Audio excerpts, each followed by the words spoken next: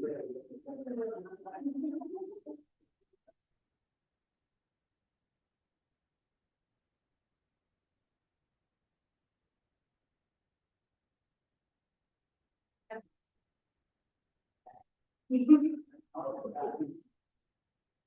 good morning. What y'all doing?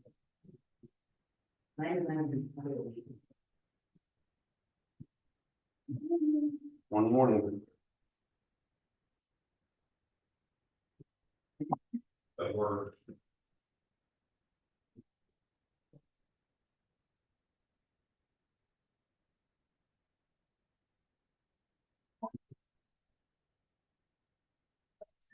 No.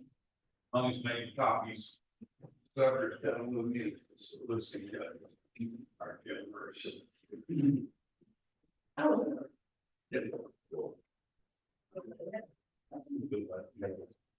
Think Sandy's gonna meet up here.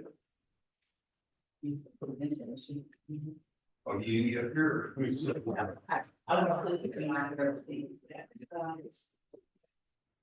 Let me comes that way.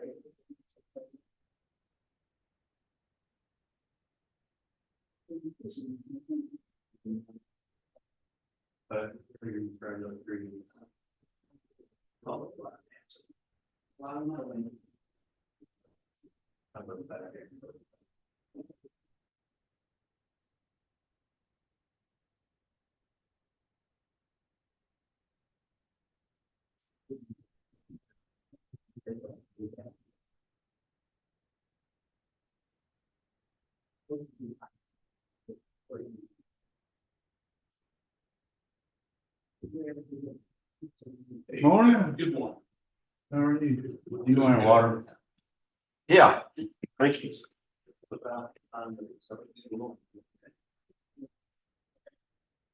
Do you need a water, Joe?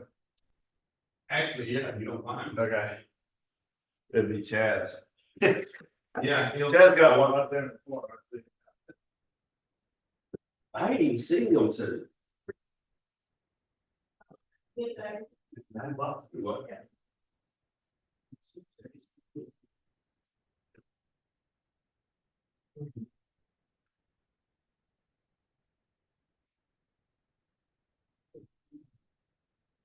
And cheer too. First time of the year. I'm fine. Doing all right. Yeah.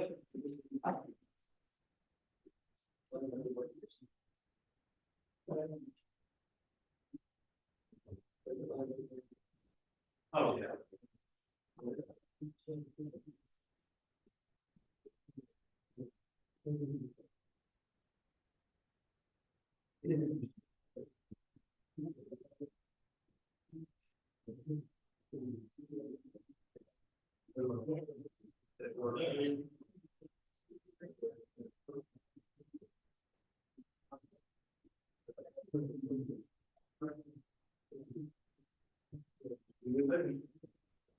Thanks, sir.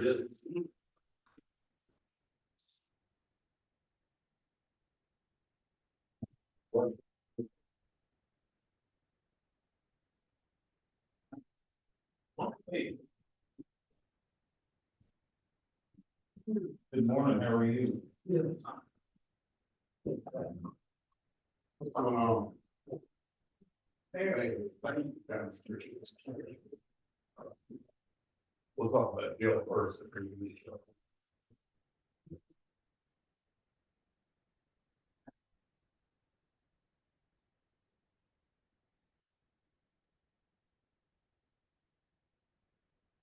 Can't access the financial firm and his email isn't connected.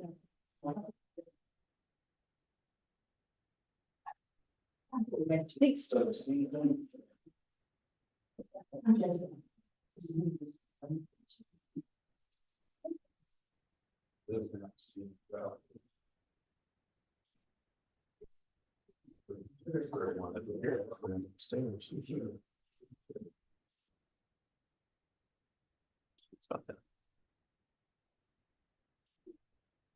That's why you just showed.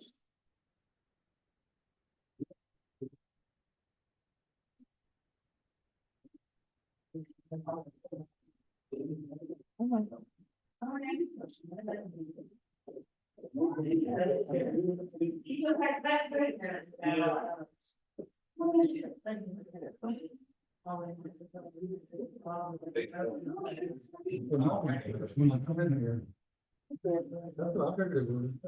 it's not choosing that.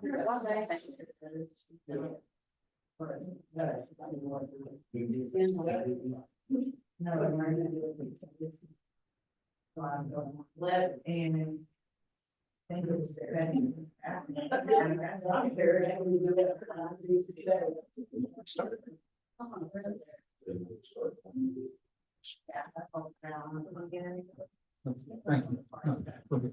We started, see what happens.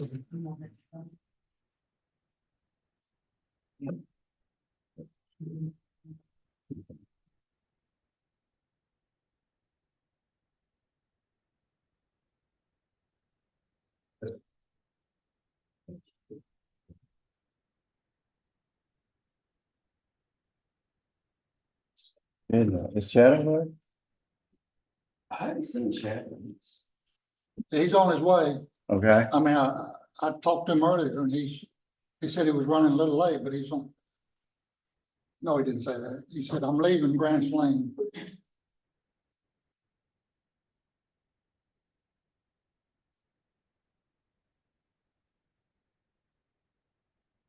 Recording in progress.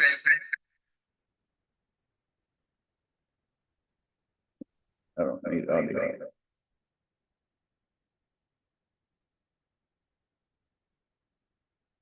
Really says.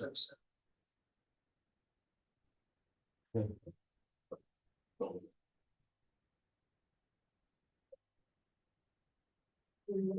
I don't have to have that. Especially when you have missiles.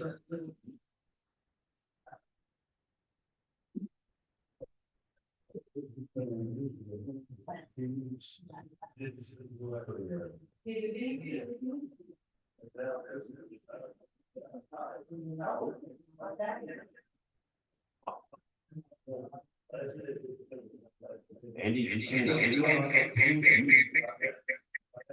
He's a person. I'm trying to kill my mic.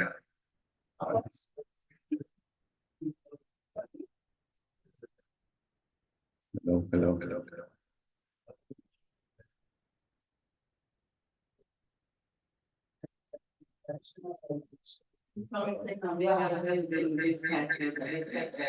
Hold on.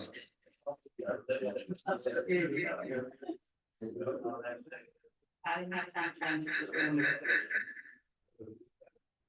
Well, good, we have 6 weeks.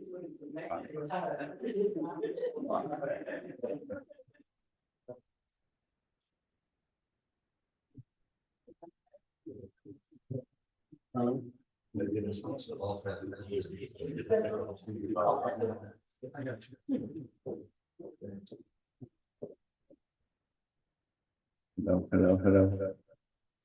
Good morning. What's going on? You're gonna log in, That guy back there in the corner, he'll be picking up brush. Oh, yeah? Won't take that long.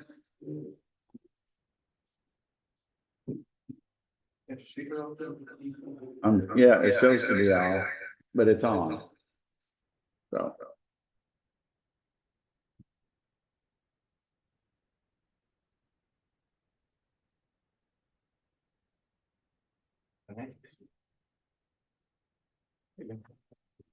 Thank you, man.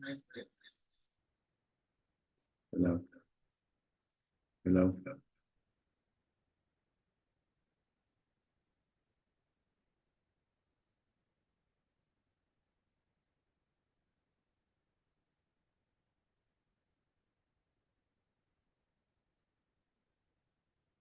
Your laptop's muted in the meeting. Yeah, I don't know why it's coming, everything.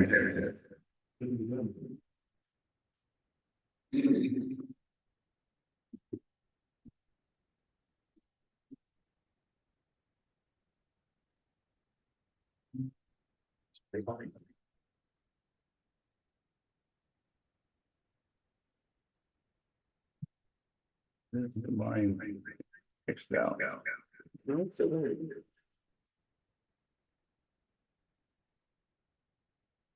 Yes, test, 1, 2, there it is, okay, I think I changed sources and that's what fixed it.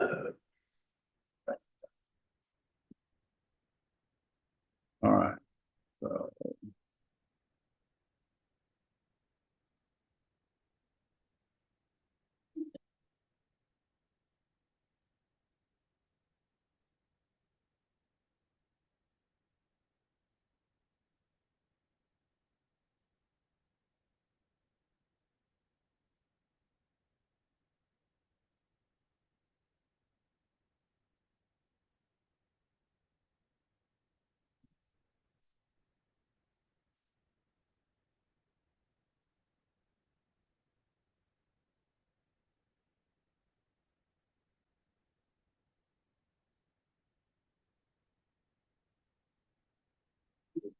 All right, are we ready to begin or should we wait for Commissioner LaPrade?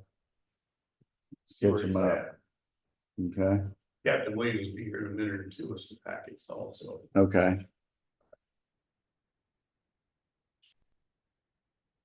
We can start wherever y'all are. well, She'll be here shortly.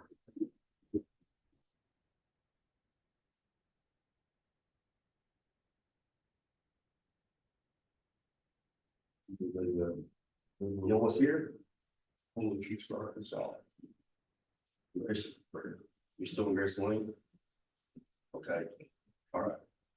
Okay, really, it was on almost 20 minutes, 5 minutes. It did, yeah. It's a good. You got much less than that. I didn't see much wrong with that. Yeah.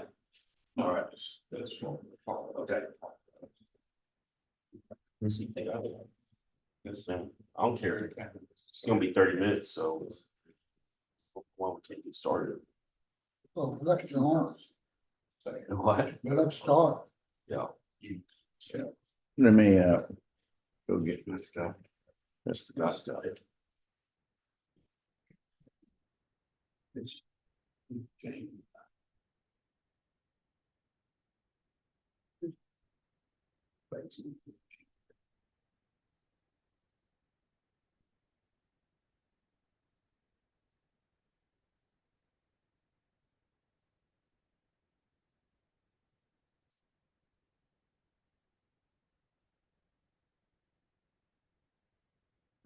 All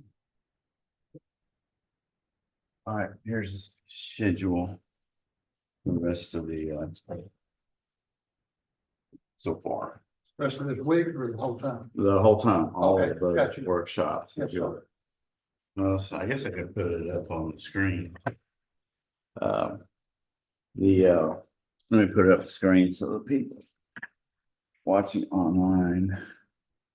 You got the schedule?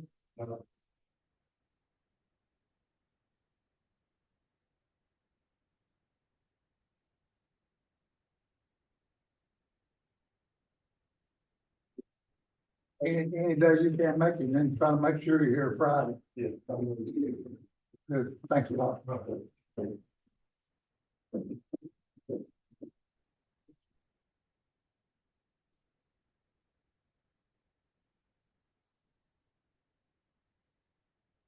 right. Right now. Let's see it. So as of right now, we have the white spaces are not allocated. However, we won't, they will be used for discussion. There'll be departments that don't have people wanting to present, and there are other ones, and I'll move some of mine over there. But we will be able to do that. At this point in time, we may be able to drop Monday, but we'll wait until Friday to decide that. And then we just next week, we got Monday and Tuesday, we have a commissioner court meeting, and then there's no Wednesday is a holiday, and Thursday and Friday tentatively are our last two days of budget workshops. And I think we'll be able to get it get it all in that time period. All right, any questions on this? No, sir. All right, let me get rid of this and we will begin with the sheriffs, who has an hour and a half.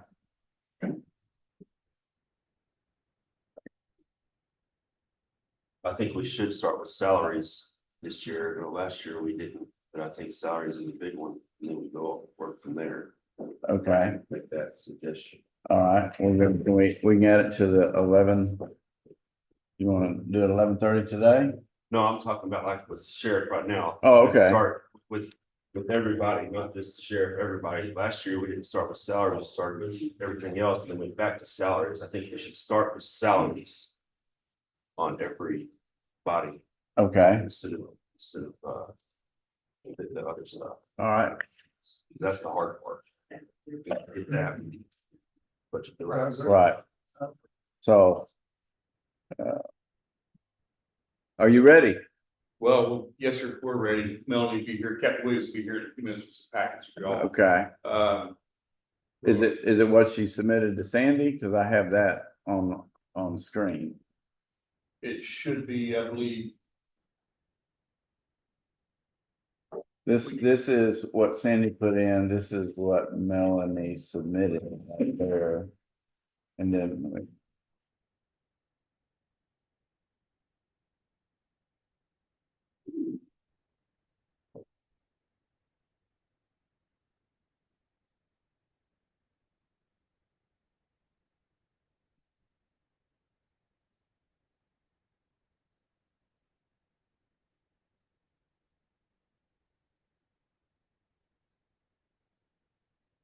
yes, sir. Okay, That'd be from the jail side, yes, sir. right, Yeah, is that where you want to start? that'll work. Okay, Good morning. good morning. A little different come up here and not see Virgil sitting here now.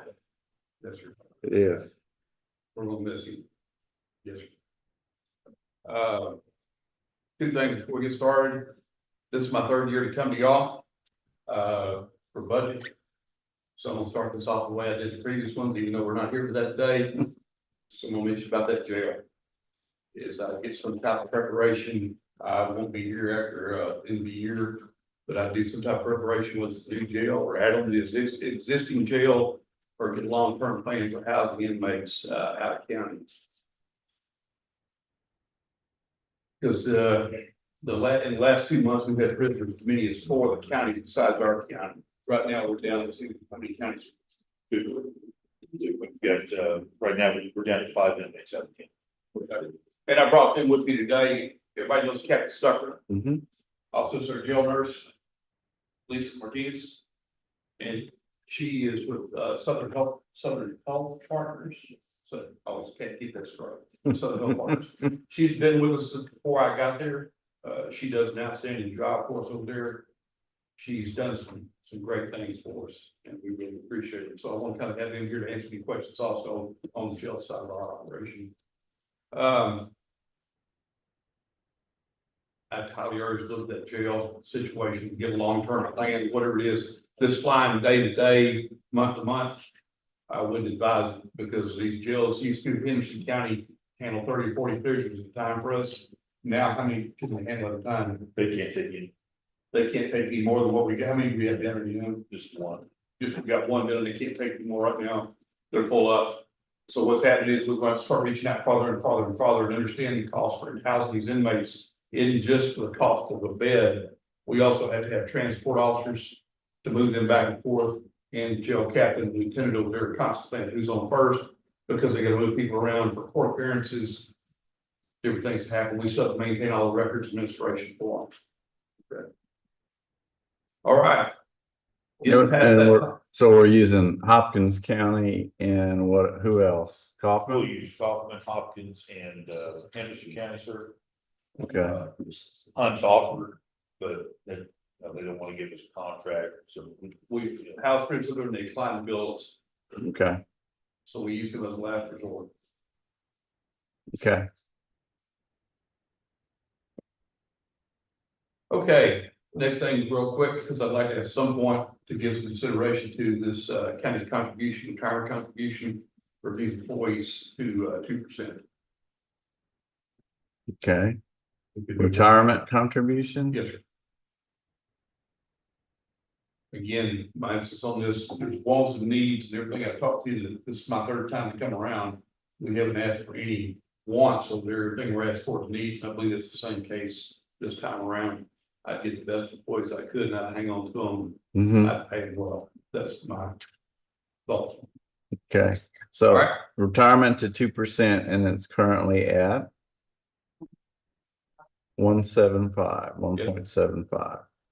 Okay, employees might not realize it now, when I was 25, it didn't really matter to me, because when I got to be 58 at the state, and look at what they were paying me to retire, all those years I didn't make enough money. It made it worth the time working there. They were good to me, and the county has been too.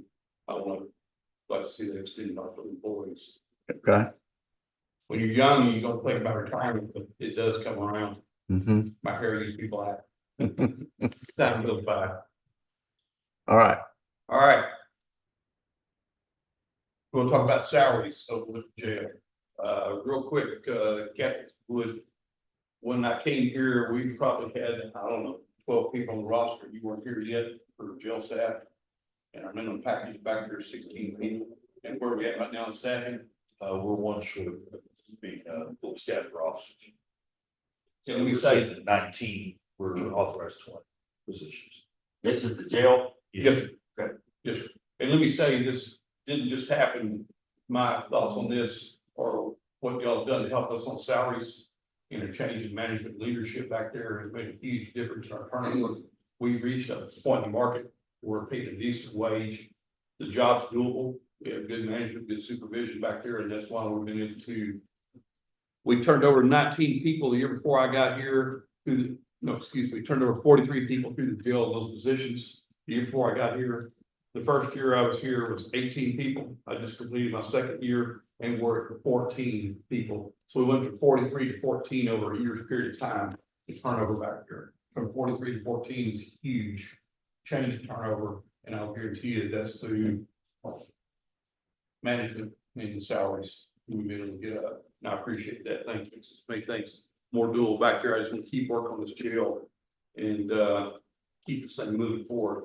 I've told the captain since I've been there, I want this place running safely and professionally, and that's exactly what they've done back there for us.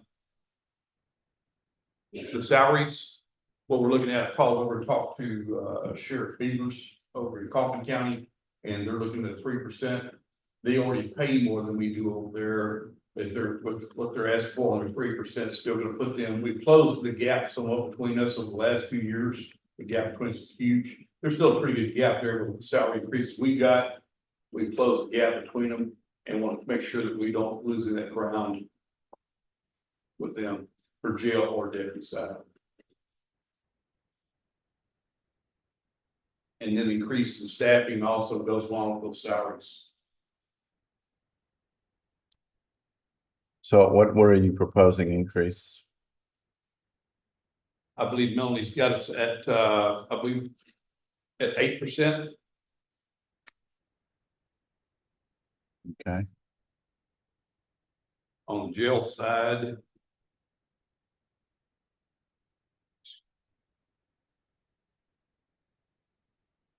we just stick with the jail Yes, sir. right now, and Okay. and then how many, what, do you have additional positions? Yes, sir. On the jail side, we have asking for 4 additional correction officers. That'll put us, 1 extra officer per shift.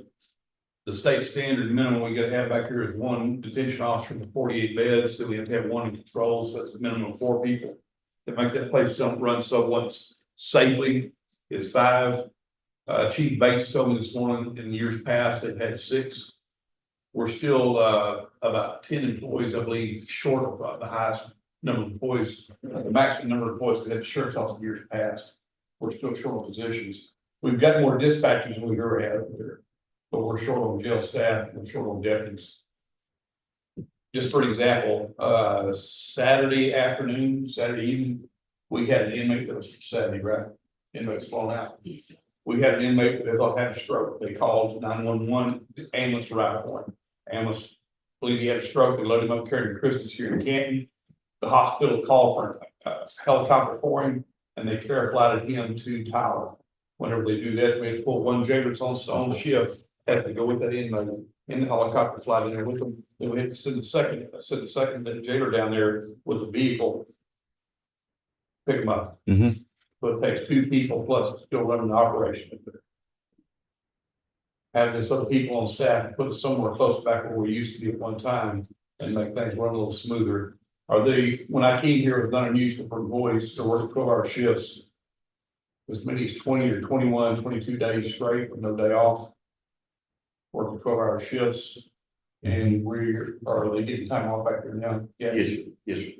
We still, overtime's down, we're still running some overtime, but it's substantially down from a Mhm. year back. Okay.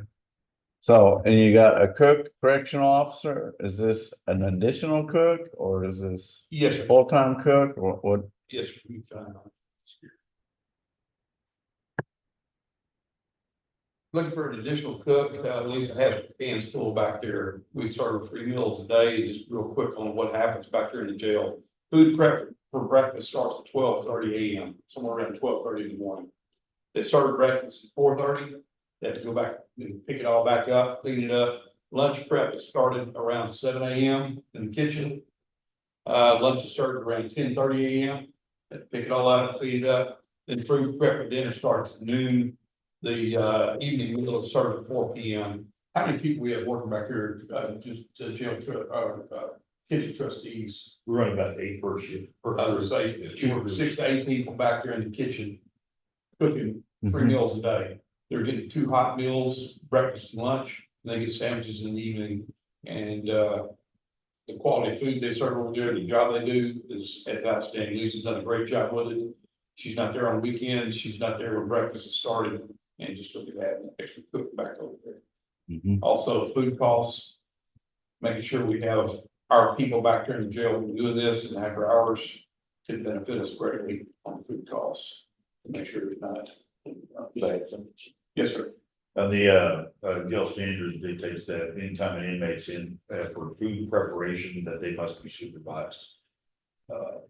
And that's where we're falling short. We're having to put a correctional officer in there during those preparation times.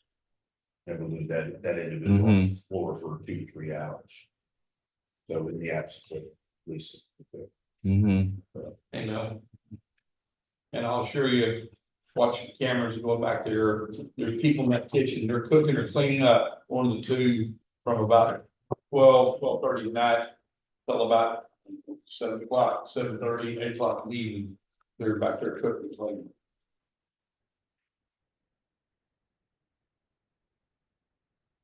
Anything else on that? No, sir. Okay. You're on cook. Any other questions?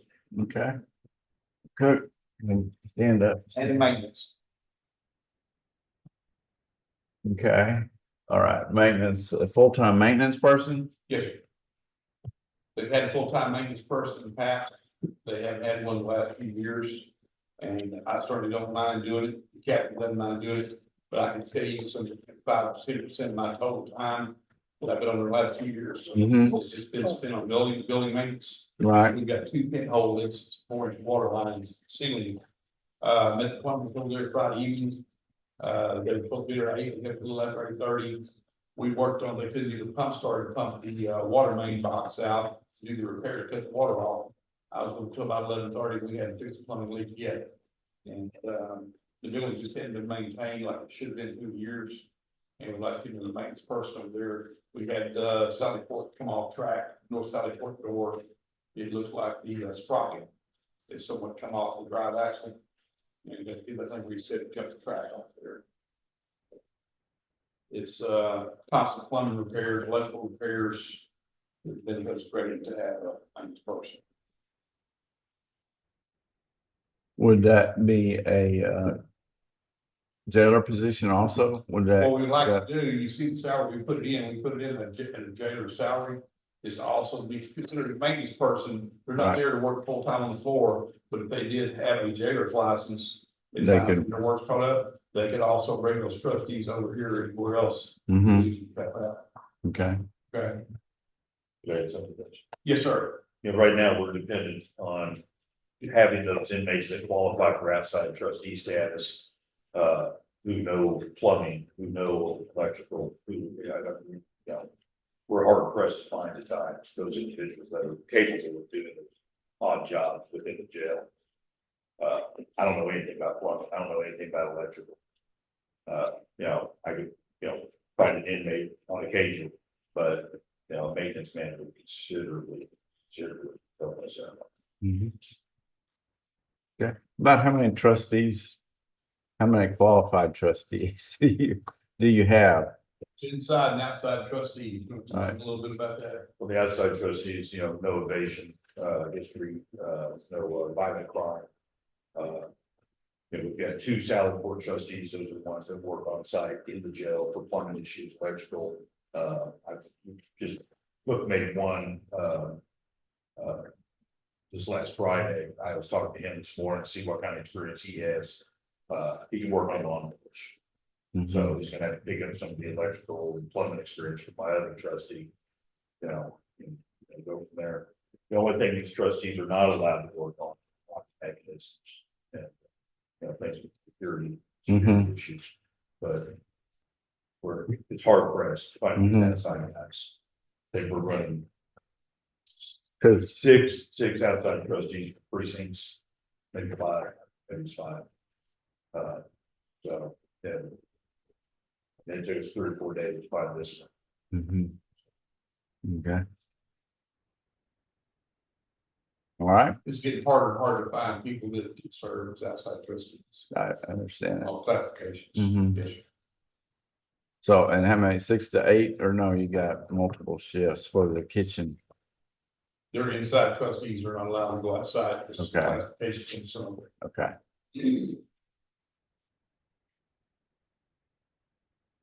okay, I'm looking to see if there's anything else that I can clarify for you on. In fact, this maintenance position also, Captain Spin, he told me he spends about 10% of his time overseeing scheduling maintenance back there. Working with trustees on things, on plumbing, those showers, toilets, sinks, it's constant repair. About 10% of his time probably use his expertise more on writing policies, managing people, and completing training, certain benefits. With safety and security run that get back there, you got him time pressure on. okay. All right. Any questions about personnel for the jail? We can now move over to the regular.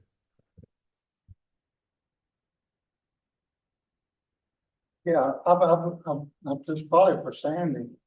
On this, personnel deal, it says a 2024 supplement. Sandy, that's that grant we got from the state. Okay, and then it shows the 2025 supplement.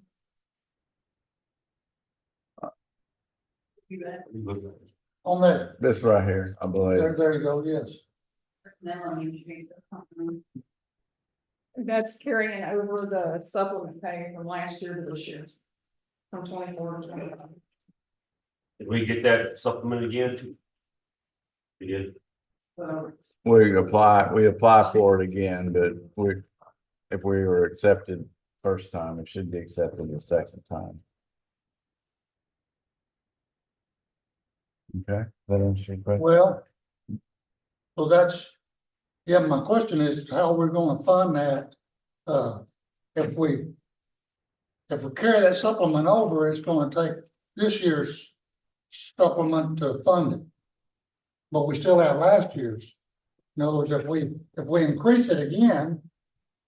By 9,200, that's taking care of the increase, but we still gotta figure out how we're gonna fund the one last year to carry it forward. No, it's not an It's not additional double, 92. it's just carrying it It's just, over. it's the same one. Okay, Just carry it that's over not- next year. It's not That was for additional 2 years. 9,200. Okay, That was for that- 2 years. that was my question, it's not If additional. if you look over here, the supplement, that's the increased salary is right there, which full-time, so you're taking that salary right there, 2024 salary, adding the full-time increase right there, adding the supplement in, and that gets you up to that amount right there. Okay. So this 9,200 is not added into that total right there. It's Okay. part of it for next year. That's what I need to know, thank you. Okay, The new position to be added not qualified. okay. Okay. I was wondering how you're gonna do that. The new positions wouldn't do that. All right. So now, do you want to go over these items for the jail right here? Yes, if we could go. Non-personnel. Put the captain or head back to work. That, You know, one of the biggest things I want to talk to you about was on this, our healthcare, mental health, regular healthcare, and also the healthcare, made some, requests in there. Lisa's very skilled at what she does. I'm very happy with the service we get from Southern Health. Again, Southern Health Partners, who are contracted for us for work in jail. They've been very responsive. We get good service. Lisa does an outstanding job. How many hours a week do you work, Lisa? It's dependent, right now, I'm only getting about 40. 40 plus. Yeah, Lisa's there a it was lot. more like 70 until. Yeah, she got another nurse comes in to see. But what hours? We have a nurse there on staff. 60 hours a week, Monday to Friday. On weekends, we have no medical care there. After hours, we have no medical care. So what winds up happening is, days, nights, day, they're most of those inmates. They pretty quiet around there, early morning hours and on up until a lot of time served. As the day goes on, the evening gets a little busier. They never fail, somewhere along about 6:30 or 7, about the time Lisa leaves for the day, is when we have medical issues come up. And I've been there many times, see an ambulance pulling south of port, go back there, see what's going on. We've got medical emergency back here in the jail. Just like we did Saturday evening. Not having a full-time nurse there, we have to call EMS. They'll call, explain to them if you would, Captain or Lisa, kind of what happens. Somebody comes up and their blood pressure's outside and they say they've got a headache, a blurred vision, and they call y'all, what happens then? When I call on call, usually it's send them to the hospital because, But y'all are doing blood pressure checks. They're getting the statistics that you know to, right? yeah, well, whoever's on call. Right. Our staff will take, jailers will take the information, they pass it on to you. You screen what's there, you make a recommendation, correct? Correct. And a lot of times the recommendation is to, It's usually to send them to the hospital because jailers don't really know. mm-hmm, liability on us. We're gonna take the high roads, we're gonna take the most cautious road we can, because liability is extremely high. For me, for them, for the sheriff's office, for this county as a whole, where we have to operate the jail. It's not by choice, it's state mandated how to be done, so I'm gonna come down the side of caution over there, it's what I ordered them to do. So that's why we get to call EMS, so we take a look at it. mm-hmm. So I'd look at whatever we could to supplement the healthcare over there. Also touch on dental care for a minute. Right now, we probably have 16 inmates over there that require dental care. And I forwarded out a memo to y'all last week.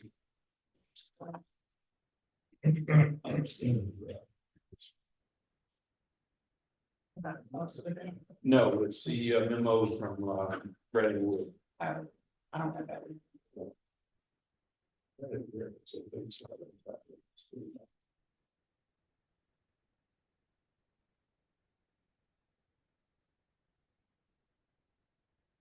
Brandon Wood being the executive director. of the- Brandon Wood is the executive director of the Texas Commission on Jail Standards.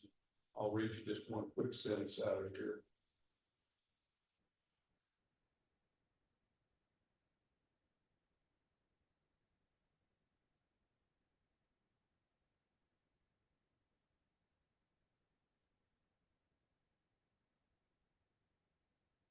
And this memo is dated June 2024. Again, Brandon Woods, the director for Texas Official Jail Standards. It's local mental health and behavioral health authorities and county jails. And this starts off with mental health requirements for county jails. Texas jails are responsible for providing medical, mental, and dental services to all people in their care. This includes access to mental health professionals at the jail or through telehealth services 24 hours a day, 7 days a week. If mental health professional is not present on not present in a county jail or available by telehealth services, the jail must provide the person with access to, at a minimum, a qualified mental health professional within a reasonable time. And it goes on to expound more on those topics. So this is not options for us. We've got to provide the service for them. We've got added in there into the cost. Is that broken out for dental? On here only? No, the cost of the dental that they have proposed is that packet that I just gave you, it's in an email form. It's $15,000 annualized for mobile provider visits every other month. And from my understanding, those visits, there's not a limit on, they can do 1 or they can do 20. Mhm. There's not a limit. This is dental care, Yes, sir. mobile van that comes in, takes care of it, and that's every other month? Yes, Yes. This is the service we hadn't had before, correct? correct. We've never had a mobile dental. We've had to carry 2 of those dogs Yes. during emergency. Yes. And it takes some time to get on an appointment at the dentist because there's only certain dentists that's Mhm. clients. And then you can only get one in. They'll do, we want a week, but there's multiple weeks when they are full and can't get it. Right. And stuff. And they pay them 6 months before they can. Go to the dentist. And the cost of the, just a full 1 tooth at that dentist is, There's like 250. Is every other month sufficient, or do you need to do it every month? I think probably once we get this program up and going, some of those inmates have been with us for a while. We would probably get on top of things. Mhm. It may take a month or 2 to catch it up. But he'll do. How many need to be looked at when they come? Mhm. I think a couple. We start out every other month, and Yes. then if we need to modify it, Yes, sir. In emergencies, we can still take somebody outside if we need to, but to get some of these problems looked at. And also, we added on the cost of autoclave. They just need something. They need something for autoclave to be able to sanitize the instruments that's on the ask from us to provide an autoclave. right, and that first page, on the first page of that packet, there's 2 listed on there. We don't need 2 of them, those are just 2 different prices for 2 different rooms that they sent us. okay? And I think I factored in probably the most expensive one, just to make sure. All right, what are we talking about? I put it in equipment. In equipment, okay, that's, Okay.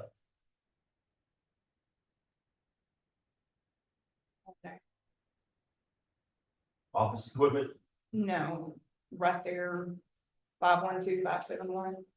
571 is the line item. okay, because there's nothing in there.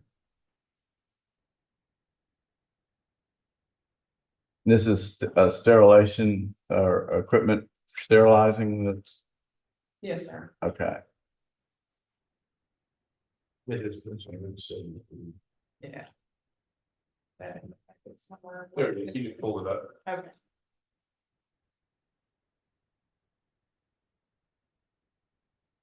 that's for a mobile dentist. no, that's, That's the autoclave, the sanitizing equipment, the equipment to sanitize the implements. It's a one-time purchase and it'll belong to the jail, Correct. to the county. and how much is it? The most expensive one on here was $27.47. The quote that they sent. There's one for $24.72 and one for $27.47. Okay.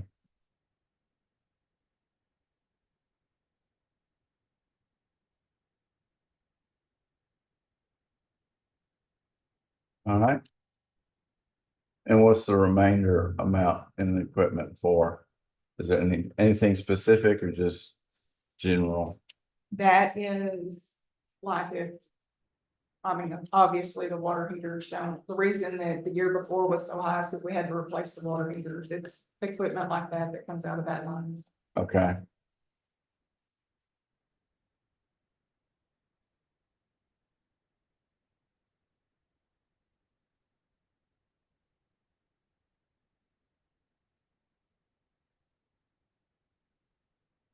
So custodial supplies going up 15,000, is there any specific reason? Doesn't the commissary pay for some of that, commissary funds? Not the commissary pays for things that are directly related to the inmate, like. We can purchase tampons out of commissary, Okay, things like that, because it's directly, but the custodial supplies is gonna be your paper towels. sanitizer stuff, your paper towels, toilet paper, because it furnishes the whole building. Mhm. Bleach. Sanitizers, trash bags, and right now, we're struggling with that budget this year because the price of everything's gone up so much. Mhm.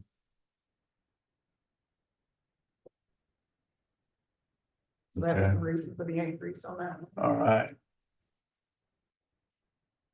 Plus the floor wax comes out of that, and that stucker's pretty out of whack. The floor's nice. Those floor, the Yes. facility looks much better than even I keep over right now. It does. Those floor polish, we try to stay on top of it. The cost of paint, for example, has gone outside of the 5 gallon bucket of paint passed on it. Over here at the hardware store, I think it was the cheapest thing they had, 5 gallons, so I got $130. Mhm. And that paint. Just paint one of those cells, probably take a 5 gallon bucket, paint's probably finish one of the cells out. Okay. So contract. Water, Sure. get some water and water that paint down a little bit. That's about what that is, $120, That's a trend nowadays. yeah, that's the inexpensive stuff. All right, I increased the contract services because that's also where housing out of county, housing inmates out of county comes from. okay, That include that dental here. That includes, yes, I included the dental and the mental health, nurse. And kind of factored in an increase for housing out of county. Do we have anything? I know me and Joe talked about last week with virtual. You said you had a architect come by and was willing, or would have to get more than one, but a bid on what a new jail or what Yes, a sir, the gentleman originally designed that jail. is, do you have anything in there to, pay for that, to give us an estimate of what a new one would cost or what a, add-on would cost? No, sir, it's not figured in there. Would that come out of the jail budget or would it come out of the county? No, it shouldn't, in my opinion, it shouldn't come out of the jail budget. out of what? The what fund? Permanent improvement, that's in the public buildings? No? Okay, Prominent improvement, capital Right. improvement, however you want. I just couldn't hear you. The jail that probably belong with that. You can't bring that in. No, I'm not talking about building jail, I'm talking about getting an design, estimate from like an architect, it would cost. Of course, you gotta pay the architect to give you the estimate, but how much, and they would design it and say it's gonna cost X amount of dollars to build it, then you go for the bond. But just to get the ball rolling, Court would have to, like, you would have to do that. That would have to, court would have to approve you. Do an engineer, you know, okay, but that would end up coming out of the permanent funds to pay for it, the permanent. well, I thought. capital improvement, Yeah. Engineer part. But probably take it there, so it would all be in cost for like. If you're looking at doing that, you need to budget for it. Right. Well, yeah, that's what I'm trying to get at, I just didn't know where it would come from or when we need to talk about that, whether what the parking, however that works. So it's, inmate food, 275, is that gonna be sufficient? Right now, with what we've got this year, we're kind of holding steady with it, but with everything increasing, I raised it up a little bit. Okay. And then what about the,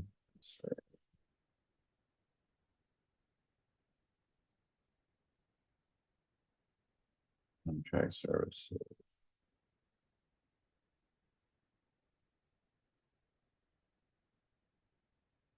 Oh, inmate medical expense, 275. Yes, sir. Let me get back to that medical, if you don't mind.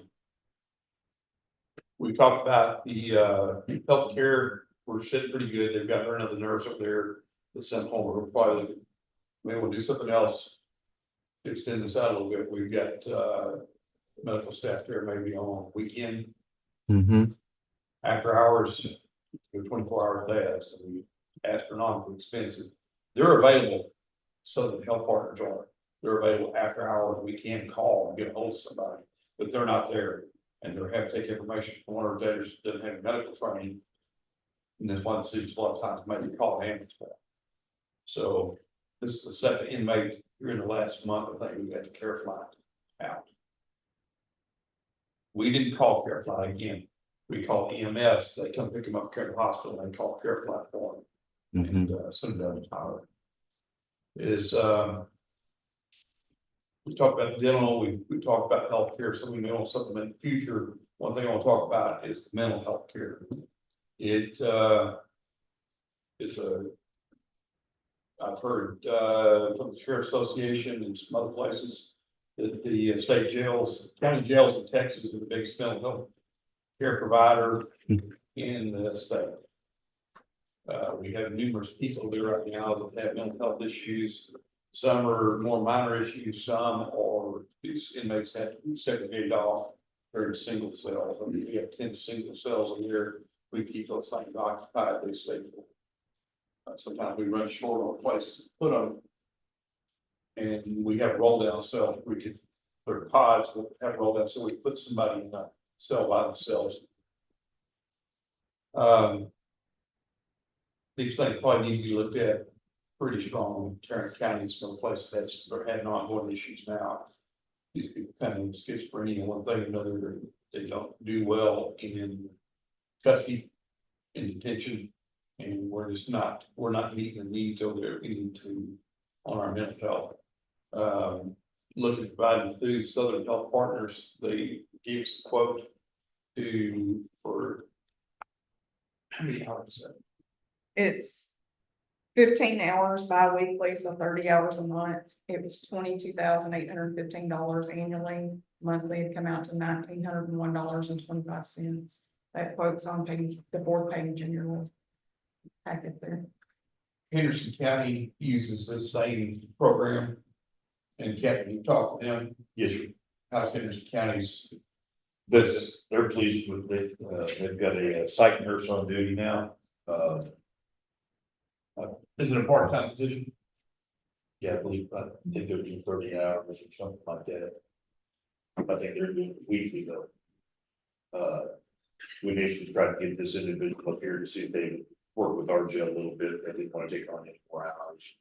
So reached out through Lisa to Southern Health Partners, and they said they would be able to provide a psych nurse at this price for us. It's going to alleviate a lot off Lisa, who's outstanding in what she does, and she's not trained in the. And that was 30 hours a month? This was, Yes, it's 15 hours bi-weekly. Yes. And this, whereas this is a coming contract, I would also like to, in the future here, we've got some things going on. I talked to Sandy, and I just don't think we got the money right now in our budget. Correct. To enact this now. Now, to enact this later. You are on to ask.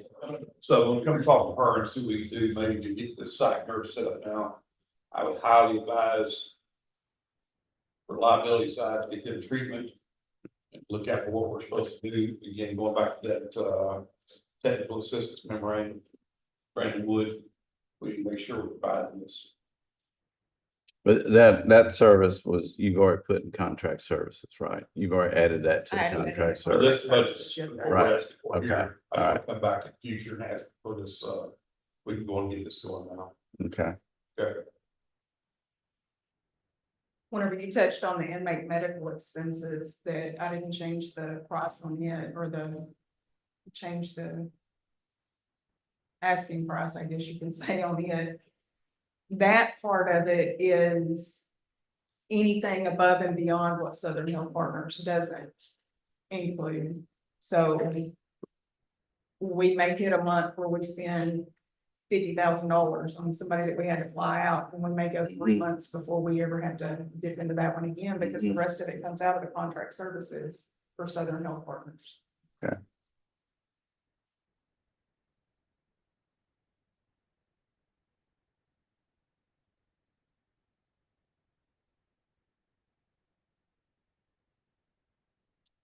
All right.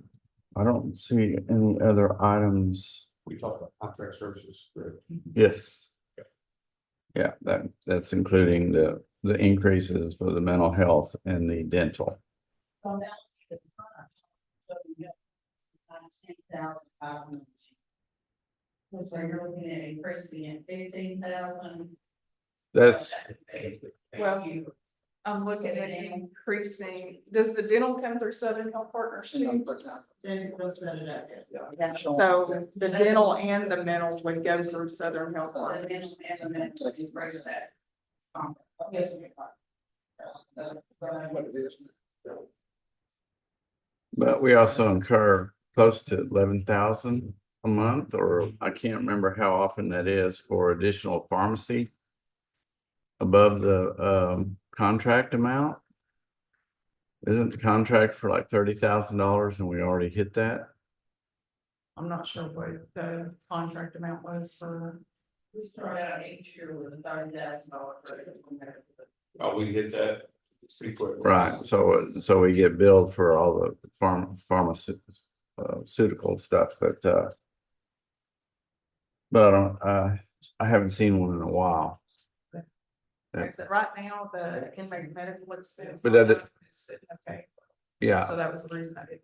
but they tend to be delayed, I guess to say, 6 months afterward that we get it, so we need to try to find out where we're at on that. Okay, any other questions? Comments on jail? It's on the jail side, correct? Yes. it is. On building maintenance, we asked for an additional 34,000 to be added to building maintenance. The building's built in 1992, it's 32 years old, some things probably 2 years short on the budget, just weren't taken care of. We've had some pretty high expenses, we've been there, projects running some more. There's one plumbing, those 2 pinhole leaks there. To get those 4-inch lines repaired, to cut that water off and do it after hours. Is close to $6,000. Parts alone that they ordered are over 3,000. That's how expensive that copper is. Those water lines. I was gonna ask you about that, I saw it. Like last year, you posted 131, but y'all only spent 43,000, 33% of it. And now y'all are asking for 165, when y'all hadn't even spent 50 on it this year. The building maintenance is right on, let's see, Which number two? Number 450, repair and maintenance of buildings. we spent more than 38,000. So y'all's 43,357.26 is what y'all are year to date.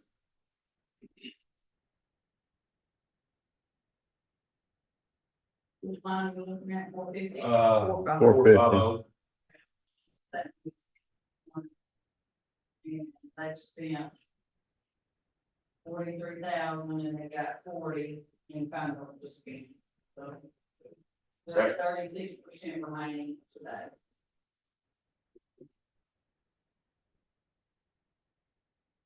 And- they should have about right at- And the 40 encumbered is for what? The purchase order for something. Oh, I don't remember. No, I've got 6,000 encumbered for the, I can look it up. water repairs, the plumbing repairs. We're gonna do a lot, making this some cell doors. And it's coming up. Doors were all custom built and locking mechanisms, locks on them. I guess pretty hard wear and tear, hinges too, and we're fixing to put those locks, and we got to go back there and failing. That's part of it. I'm not disagreeing with what you're doing, I'm just, Yes. y'all asked for 35,000 more, but you've only spent 33% of it this year, what we budgeted last year, so why can't we just keep it the same as last year's on? Well, part of that is because anything that they come to me with, it's not an emergency, I tell them to hold off. Once we get closer to the end of budget, we'll fix something that's not an emergency, but I'm kind of holding off on an emergency fund there just in case. Because last year, like I said, we were, the water heaters went out. That wasn't something that. And then the lift station pump had to be replaced. Correct. And then it goes on and on. The doors, now the doors we just had fixed, correct? So, No, the jail doors, the automatic locks, you were talking about one that. inmate slowly destroyed one of the doors, it's been damaged before, he literally kicked on it for a year and a half, he'll kick it. And split the door just below the lock.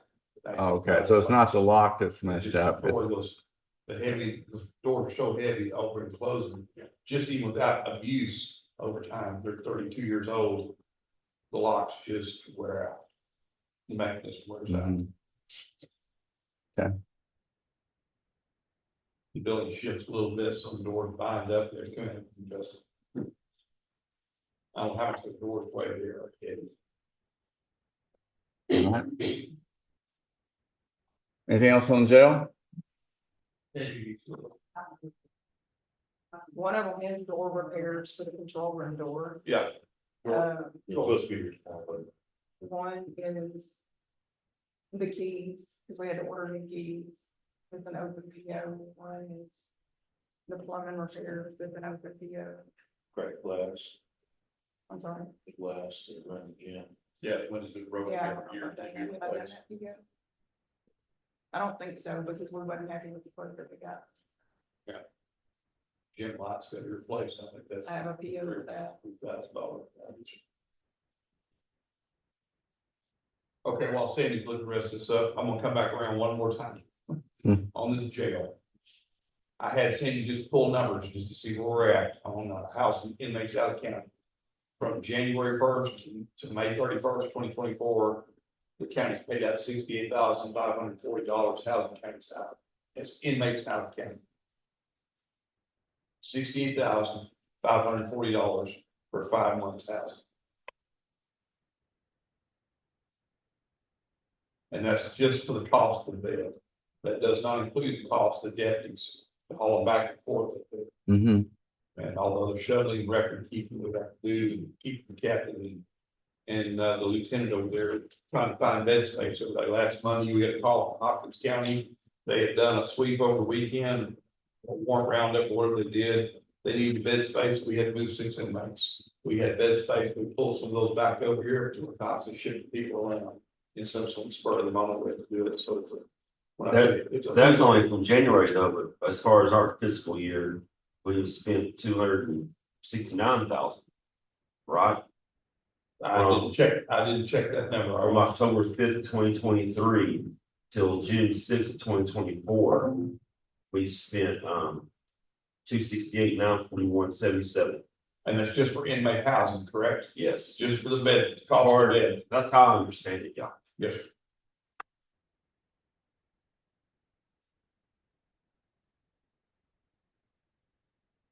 Oh, 68 wasn't. We gotta go by our fiscal year, not just January.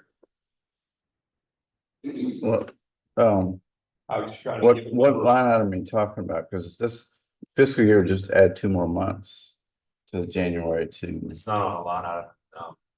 We got in the email. He sent us an email with the with the, what it costs today.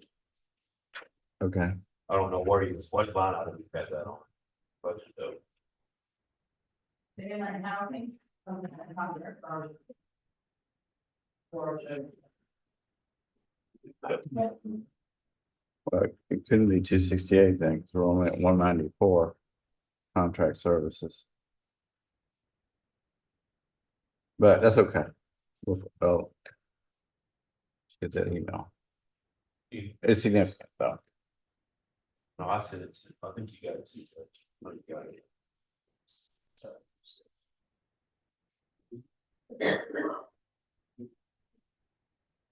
All right, Any more questions on jail?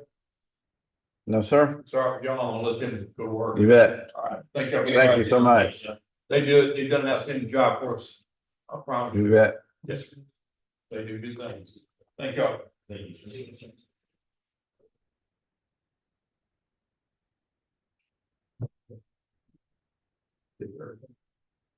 All right. What do you want to do next? Dispatch or sheriff's office? We, Dispatch will only take a second. go ahead now.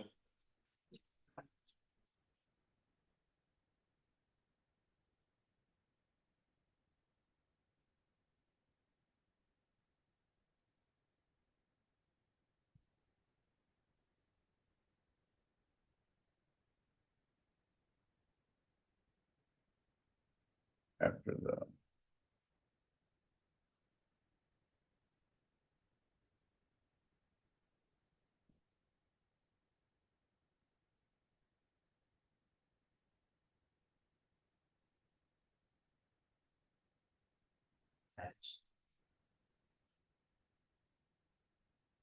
Somewhere running my baby, so. You're Do what? Go ahead. Oh, I see it.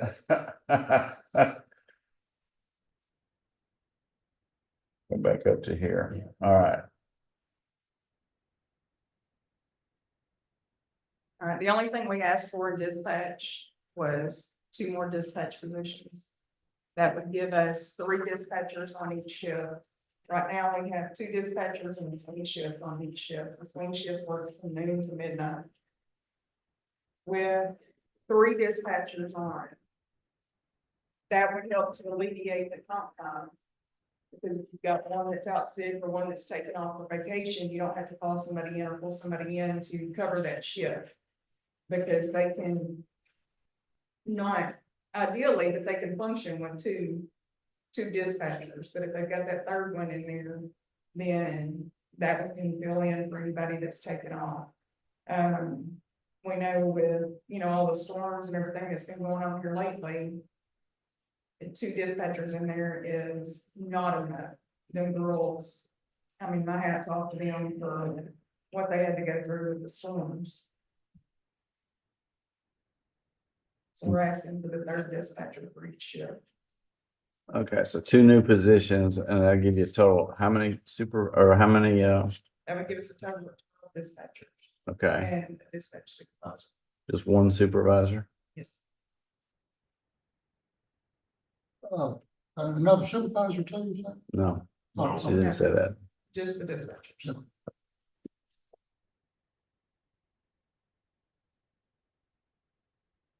How many dispatchers are on at a time? 3?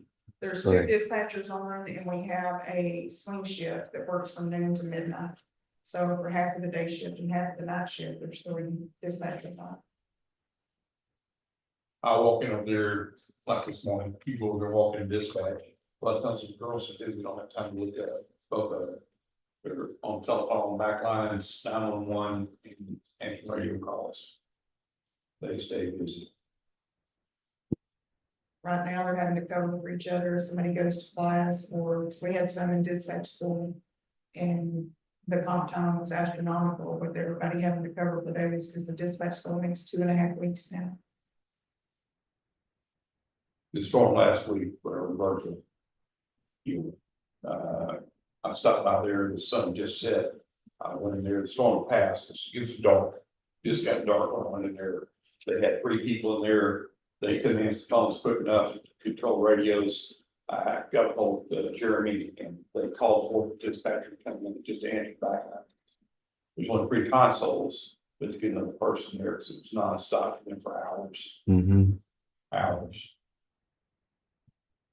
If I get on the tail end of this, I'd have been involved in this earlier, we'd have knocked that wall out of there where those lockers are and just made that one big office. We probably wouldn't have to do it anyway. We'd done that then, you know, with this kind of grow, service. That radio system cannot get here quick enough. We're having to use a radio app on our phone, a cell phone app on my personal phone, so I can communicate with the officer down and try to get there. We couldn't communicate with each other down on 279. So on those salaries, that 603,000, is that including with 2 more employees? Yes. Then then if we say you get 2 more employees, the comp time should go down.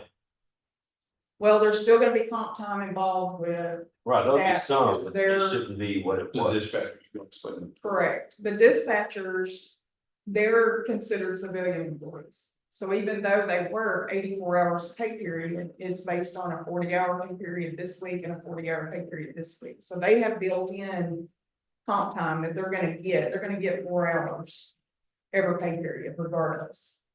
So, Look at their comp time line item here too, Commissioner Barton. You'll see they're at 93% already. Right, So budgeting the same next year will actually be a lower amount than what they'll spend this year.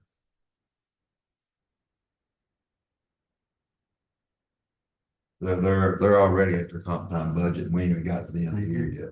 right, no, I agree, but if we added 2 more employees, that comp time should go down, because basically that's what we're paying for, is those two extra ones.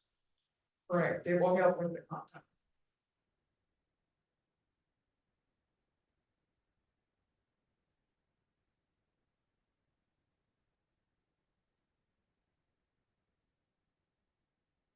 All right, any other questions on? What training is required for the dispatchers? If they're not certified whenever they come to work for us, then it's just like the jail, they have a year to get certified. And they have to take CJIS classes, they have to take TLIX classes, and then it's just like with any other license, like a jailer's license or a peace officer license, there's mandated classes that they have to do every year, and there are continuing education classes that they can do to advance their license. What we paying for the training of They have a training budget. them and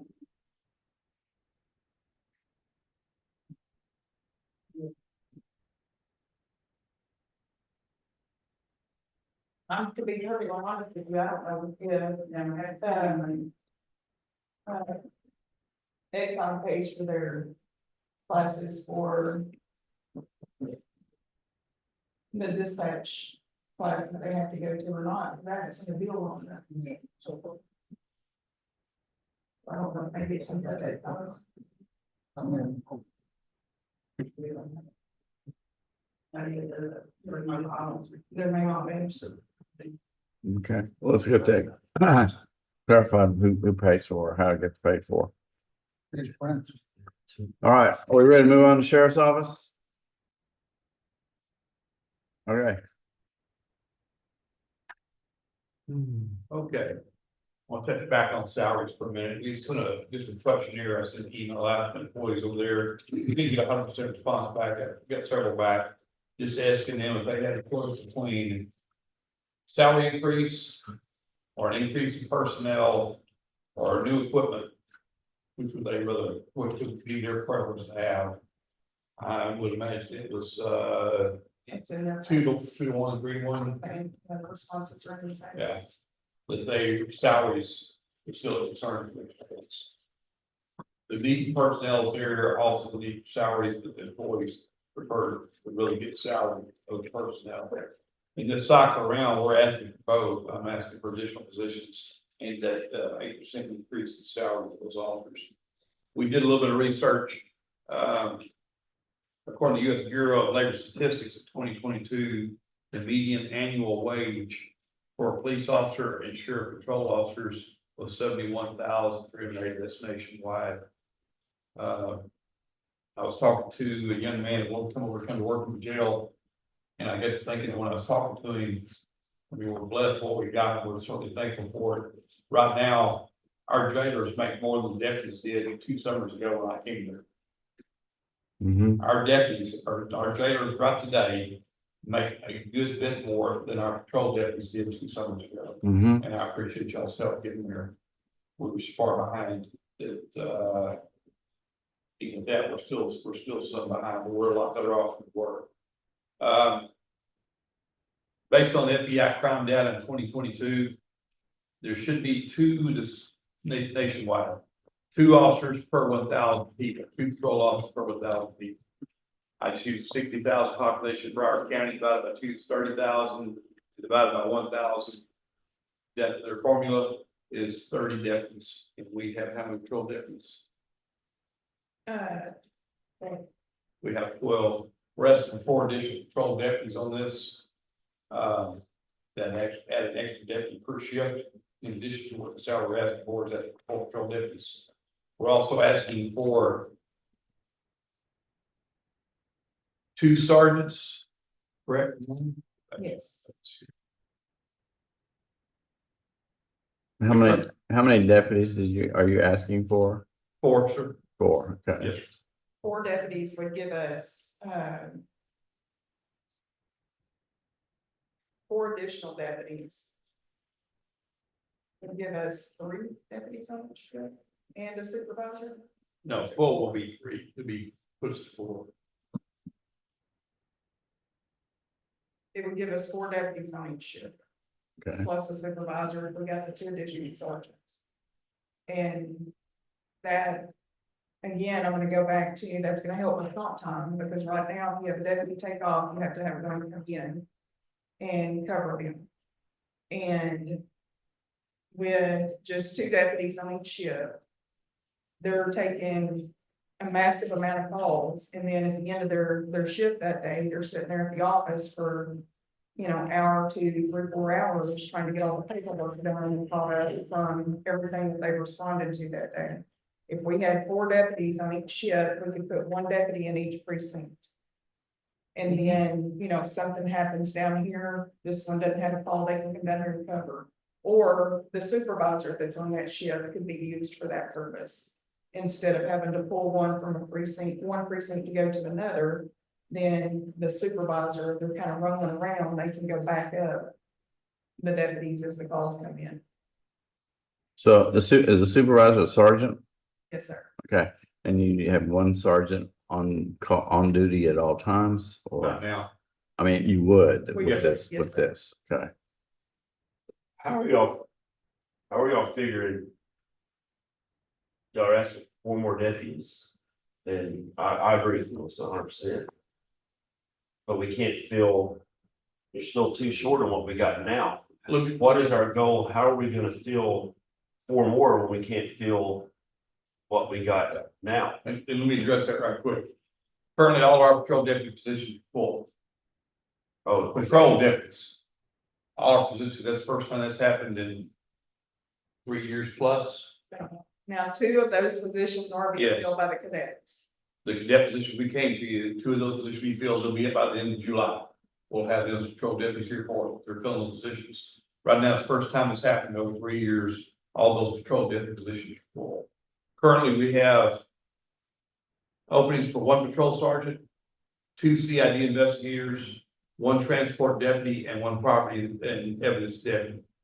And that property and evidence deputy, what we're looking on the floor, we're asking for would be to roll that position over to a patrol deputy. Does that make sense? Mhm. So we're asking for 3 new positions and rolling the 4th over. Doing away with that position, roll over to a patrol deputy. And explain the CID deputy, CID investigators. investigator, what is their role? They, when I came over there, they were using, I think, sergeant rank, those positions. They weren't technically supervising anybody, so what we did was make them investigators, CID investigator. They're not designed designated for patrol, even though we have many times, we've been short deputies, we've had full CID investigators and command staff to go answer calls, fill patrol spots, we've been short deputies. We're getting to the point now where we're not going to do that. The CID investigators are assigned to generally, this is just in theory, they do property crimes or crimes against persons. You know, rape, robbery, murder, those type of things. Unfortunately, because we get few investigators, they're all working everything over there. It's a little bit different skill set to do the CID investigations. A lot of pretty paperwork, tends to a lot of time on the computer. There's nothing freedom to get out here. The patrols, you get to go see. There's all kind of bright shiny stuff off of this. You get to check some things, and CID, you kind of have to stay hooked to a desk for a lot of it. Just sitting doing paperwork and running things down. We got those positions open. We've got one now that primarily what she does is crimes against children. I wish we had two doing it instead of one. We can use two full-time investigators in there. If we got a CID investigator, we might be able to look at that also. But we just need to have one investigator that we're working. The CID investigator we've got, we run their legs off. And it's stressful. It is stressful. So right now, we've got 2 CID investigators, right? We We've have got, 2 openings in CID. we got 2 openings. We have 2 investigators and 1 lieutenant. That are with us right now. That are We've field. got the child crimes investigator and we've got Pete who does property and papers right now. And then we have the lieutenant, we have 2 openings in CID. We recently moved one of the investigators over to patrol.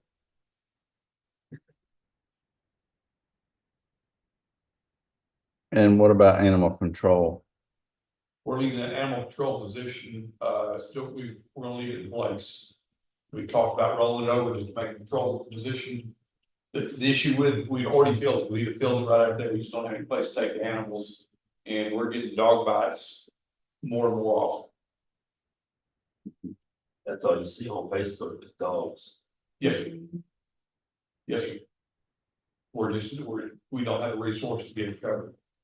We don't have a facility where to take the animals. So we're just having some patrol deputy out there and dogs have to be, I guess, terms quarantined on premise, It depends on the circumstances. but quarantine is correct. Yes. To make sure their health records are there and who owns the dog.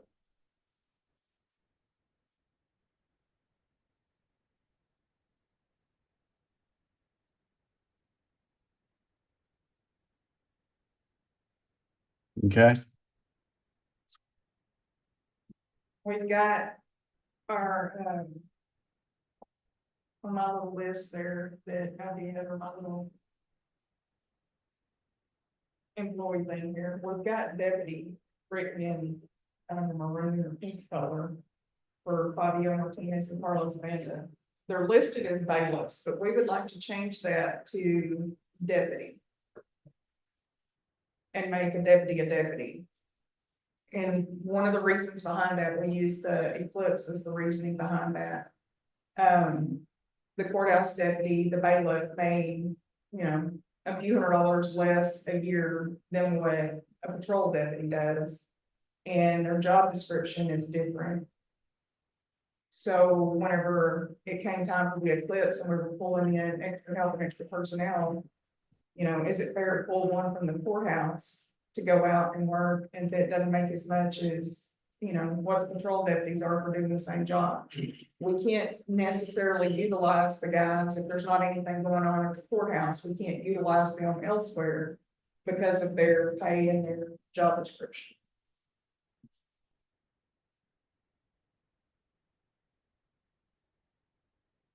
We can revamp the job descriptions for the patrol deputies, the courthouse deputies, anybody that's in a deputy position, even the transport deputies, we can revise and make it just one big balloon job description, where if you're a deputy, you could be called on to do transport, you could be called on to work over at the courthouse, or you could be called on to work in patrol. So a deputy can perform a bailiff position, but a bailiff can't We're perform all, a they deputy. all hold the same piece on. Technically, the bailiff position is not in the patrol deputy's job description. We're just kind of falling down here under this little quote that, you know, or any other duty the sheriff sees fit or whatever it is. I can't remember what the exact word is. I think you're going down the wrong road with that. If you have bailiffs or deputies, they come up to the courthouse and I'm gonna say it, but it's probably not sound right. And they come up here and they are controlling the courthouse from 8 o'clock to 5 o'clock. You've got deputies out there that are roaming the roads on 12-hour shifts and they're getting paid the same. I think you're going down the wrong rabbit hole there. If you were gonna do that, you'd be alternating, all right, this week you're on the courthouse, you're out here. I don't think you need to pay. That they have to account for agency salaries up here also, and I, if you're coming from, if you'd asked me, because I worked here for nearly 5 years now, it's in a peace officer role, as deputy or bailiff, I prefer to call myself a deputy, my title is bailiff, till we put a metal detector up out here. If you have to have any people come through the door up here today, that's all, it was from 70 to 100. We'd cycle over 500 people on money through the metal detector. Up there. I'm not discrediting this job at all, but say if you're a deputy out there on the streets. And you're getting paid the same as them up here on that desk, I think these people over here be like, what the heck, I might as well just go over here. A lot of the, That's my opinion. yes, I think a lot of the sheriff's office do the same thing. And it, believe it or not, it's easier to find, sometimes finding patrol deputies than it is to find somebody who wants to work here at the courthouse. It's not as desirable sometimes a position. That's why I said, if you wanted to do this, and I'm just giving you my 2 cents, I'd be alternating bailiffs. Like this week, you're on courthouse duty. The next week, you got 2 more on work, be different bailiffs, a week or month or however, you know. Yes, sir. There's a little bit of expertise too, that goes into some paperwork, and things they do here, and these judges having before and having, confidence of the judges and employees here for security also. That's what people play. I agree. You got your morale up over there now. I'd like to have that Down flexibility because of that. too, when we're short on people, it sure be nice to be able to move people around. Whether it's the same salary, same job description. I don't really foresee it being an issue with the courthouse guys making the same, because back when we were short over here at the courthouse and I was having to pull guys from the patrol side or the CID side to come over here and work, they would come back every day begging, and please don't make me go back. Please don't. We'd have to send our CID investigators over here to cover the courthouse. They're got property theft, crimes against persons cases, and we have to pull them simply just to cover staff. Or put them in patrol.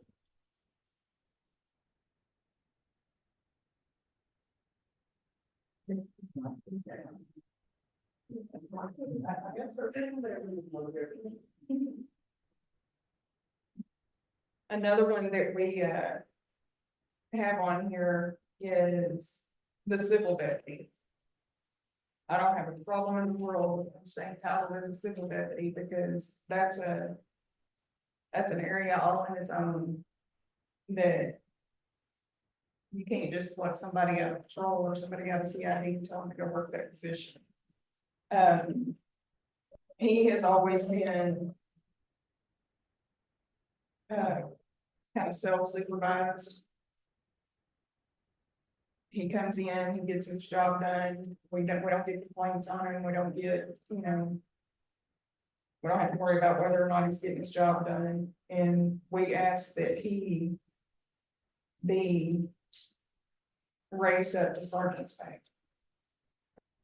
If we need to change his title to a sergeant, that, you know, like I said, he's the only one in that department. And which department is that? It's the civil deputy. Okay, because I see Sam Henson as Yes, sir. the civil deputy. Yes, he serves all the civil process. Okay, It's a great job for us. so what is Pete's current role? Pete is a CID investigator. Okay. And you want to move him where? Or change him to With Sam Henson, he will remain the civil deputy, but I would like to increase his pay to where he gets sergeant's pay. We don't have to manage him. He's done this for 18 years. He's been with us 18 years, most tenured employee we got over there. And we don't have to manage him. I get no complaints on him. He does an outstanding job. And that is a technical, complicated thing he does. I have no idea how to step in and do his job. I'm not. I've been doing this 40 years. I have no clue what it takes to get the job done.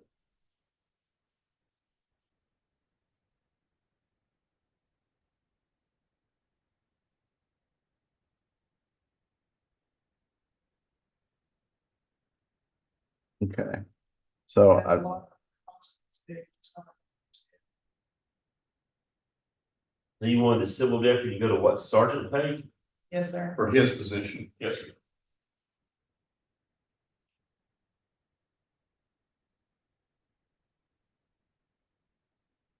He's had a couple of other job offers over the last 2 years that I've been here. He's been here with us tenured and he's turning them both down. I just like to keep him with us.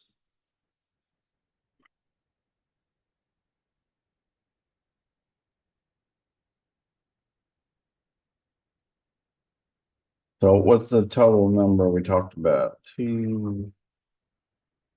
Adding 2 sergeants, 4 deputies, and then how many CID investigators? 1 investigator.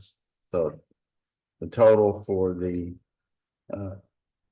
adding, it would be 7. 7. Okay, But we're rolling that Property. evidence deputy back in, okay, so. Kind of a 1-for-1 on that deal, so it'd be 6 additional positions.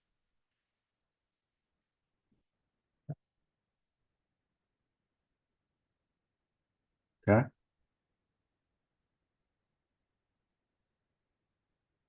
All right, Oh, is that everything on personnel?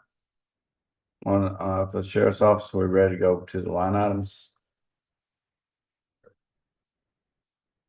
yes,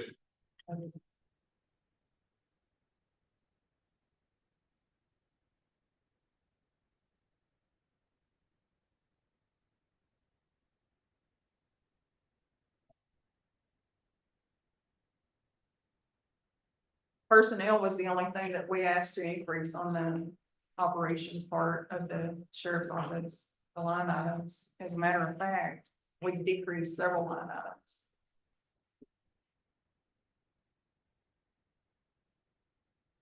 Okay, and actually fuel and lubricants was decreased based on current spending patterns, correct? Yes, sir. Okay. Okay, law enforcement supplies is significant. Are you gonna hit 75,000 by the end of this? Well, with law enforcement supplies, that's where our ammo and stuff comes out of, so there will be a big hit coming to that line item here pretty soon, because we'll have to order ammo. You buy it like an annual basis? Yeah. of course, what you've done. Since I've been over here, we'll hold off on buying things. We'll kind of do without for the course of the year in the last quarter, or so you can actually start to first things we saw. We never want to run out of money. We've done pretty well on this, so. Don't wanna run out of ammo either, though.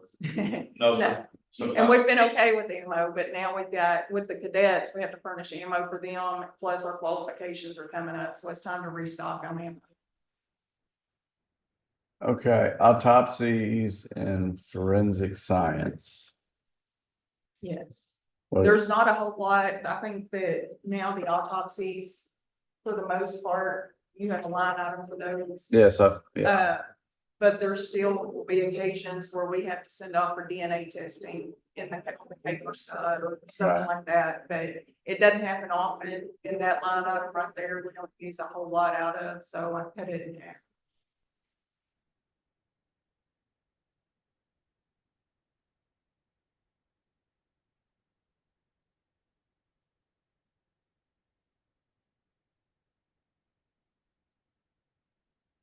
How many automobiles you gonna get? On that right there, I think we were asking for 3. Cause now the vehicles have gone from 30-something thousand up to 56,000. Plus the, Before. They're fitted or they're, before they're upfitted. yeah. So they're $100 and something when they get fitted. I think Jay, for the last vehicle they did was about 80,000. Mm-hmm. BPS told me the ones the troopers are running, those vehicles were $100,000 now. I think the constable, Collins was close to $80,000. By the time it was fitted out. We got a lot this year, looks like. Yes, sir. I think 8 vehicles, is that correct? Yes. Yeah. Now I haven't upfitted some of them yet, but We had 3 vehicles back in the fall. And picked up 5 more, one of them will be on the street, we got 4 more from there. And 2 trucks. Will we be retiring any? Yes, sir, we got Crown Vic that's coming out. well, there's It's a Crown Vic still and the in court. jailhouse or the courthouse. Tahoe. But those were the only 2 vehicles that we're getting rid of. I'm planning on adding these 6 Positions. Right, okay. And we gotta have a few vehicles over there. In a pool. Simply because of, even the new vehicles we got go down for repairs. We've had major repairs on the Ford Explorers and on the Tahoes both. We had a Tahoe sit over there at the Chevrolet house for, I don't know, 3 months. And probably Explorer said that much longer. The Explorer was their Wait. loader. When it's under warranty, wait for parts. Mm-hmm. We're just out of the vehicle, so we got to put one of the old vehicles up there, so we'll have to also be reserved simply for that reason. I either have them all running or none running. There's no in between. There's no return. So those older vehicles, we've been changing deputy, I was vehicles 3 times in one day. Changed vehicles 3 times, Mm-hmm. one's not running, go down, the other one, if something goes wrong with it, bring it back, get another one. Okay. Did add in subscriptions and dues as well as bonding. Sandy sent me the reminder that we'll have to have the $200 bond for the new sheriff. And then the subscriptions and dues, I added that in there for the new sheriff and the subscriptions to the Sheriff's Association, that sort of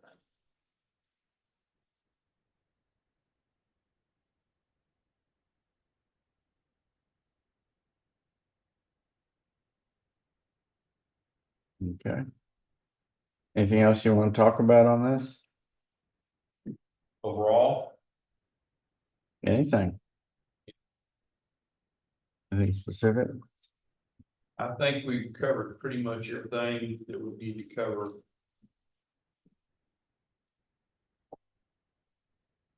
I'll come back around one more time, Okay. this jail, I'd get a plan, All right. whatever it is. I guess some kind of plan for it's long term, what we're gonna do.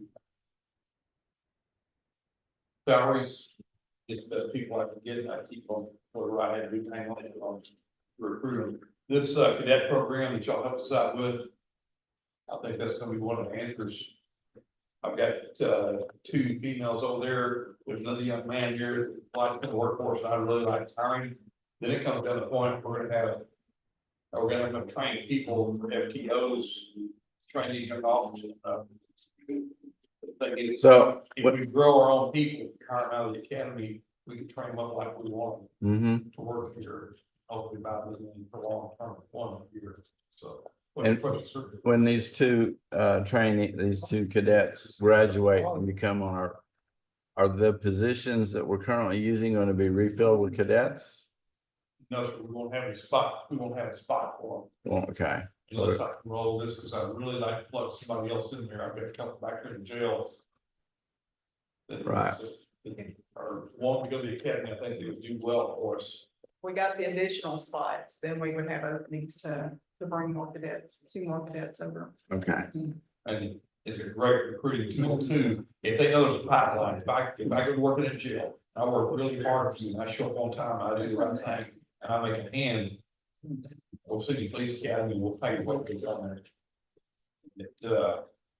It's a very pretty tool, high quality in here. And I don't believe this is steady, so I want to look at this place is gonna work and work for you. Okay. And that 2% retirement. 2% retirement. Yeah. So have you already talked to Sandy about that? She had the opportunity to figure out what that would run the county. Well, that's I gonna had be, talked to Jessica, I had talked to Sandy, I think I got Yeah. sidetracked off. I can't talk to her today, I got sidetracked off, didn't talk to her. Okay, that's gonna be a countywide deal. You can't. Right, you that's can't- what Yeah, yes, sir. And like that for the county, it'd be a good thing for all employees here.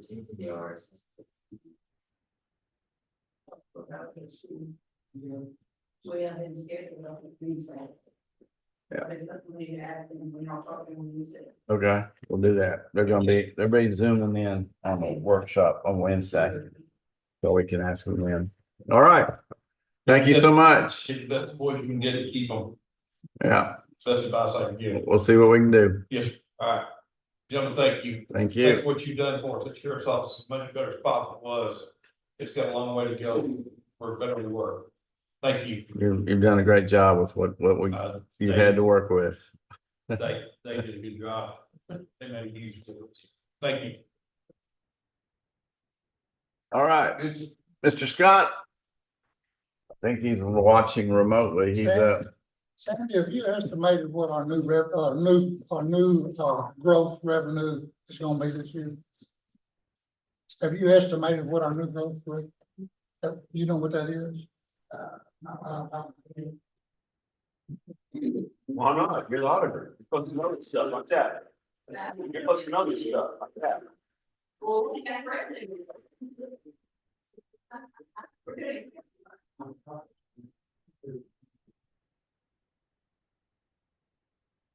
It was 777,000 last year. Correct. You're gonna think we're gonna be starting to see revenue, because our fourth phase, five phase, and. Because you don't have the lots on street. But it's gonna offset a little bit that. You look at that.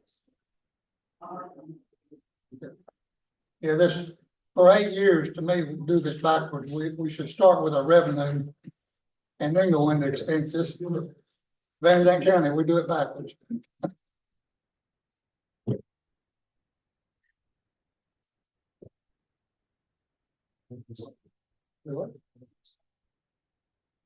there he is. I gotta find it. All right. Gotta find my mouse first. Oh, there it is.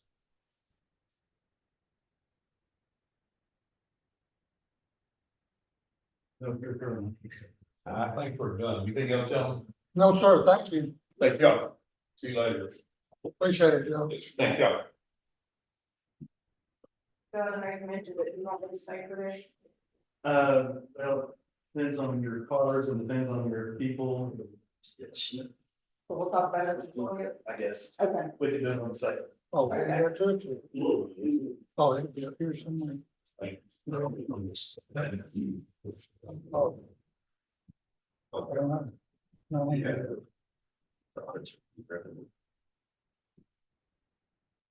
hopefully. All right. Is this what we're talking about right here?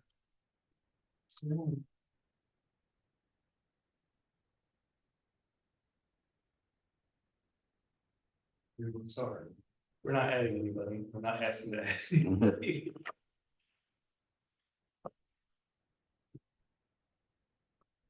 I put in 5% for pay increase, but now Melanie's already asked for 8, so.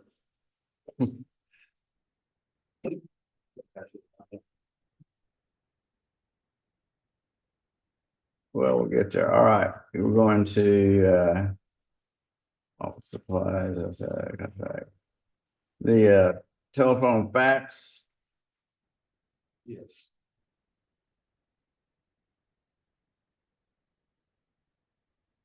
Now, Up 10,000. I shorted mine last year because I thought we would have the 8x8 done earlier than it happened. Mm-hmm. So actually, I shouldn't have had it that low.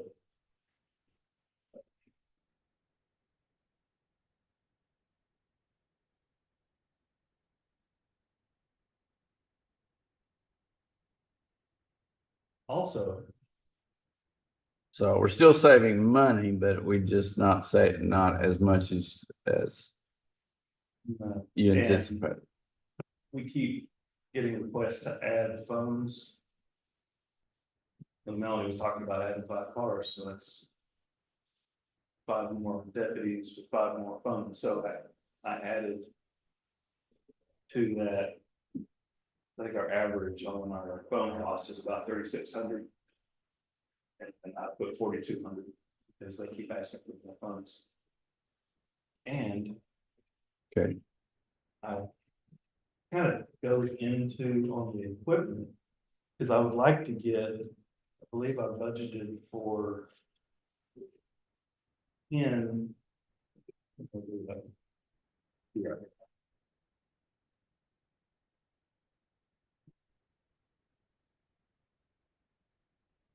So,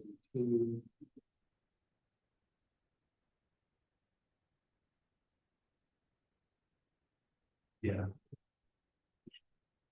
We're looking at doing all the new Tahoes with credit points.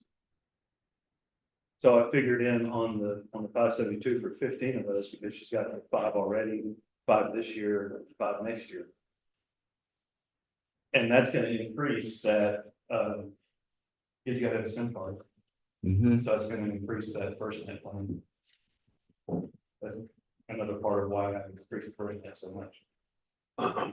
So that's why that went up a little bit. So most of that is all dealing with cellular mobile phones, not with the 8x8, right? No, it's either that or it's, we increased the sheriff's office bandwidth. I think we kept the same rate though, so we didn't really come up with costs on that. We got all of our locations now have internet service. And, No, it did increase with the increase in bandwidth, a little bit. 200 a month, I Oh, think. Yeah, and that should be reflected. it's still $40,000 lower than 2023. Yeah. Even with the increase in the internet service, okay. And the increase in internet was more to do with their video upload and their Right. dispatches needs are higher than they were before. There's more stuff going in and out of the sheriff's office than ever before. Mhm. Interactive CAD talks both directions, takes more data. Yeah, Okay, training at 5,000, is this radio related? it's everything. We had 5,000 before in the cover us to go to. End of the year or the September through September? And we've got, what training do we have coming up for the radio? Yeah, is that in September? So It's in September, but that's accounted for in communication, but. That won't come out. Okay, the travel. It all comes in communication budget.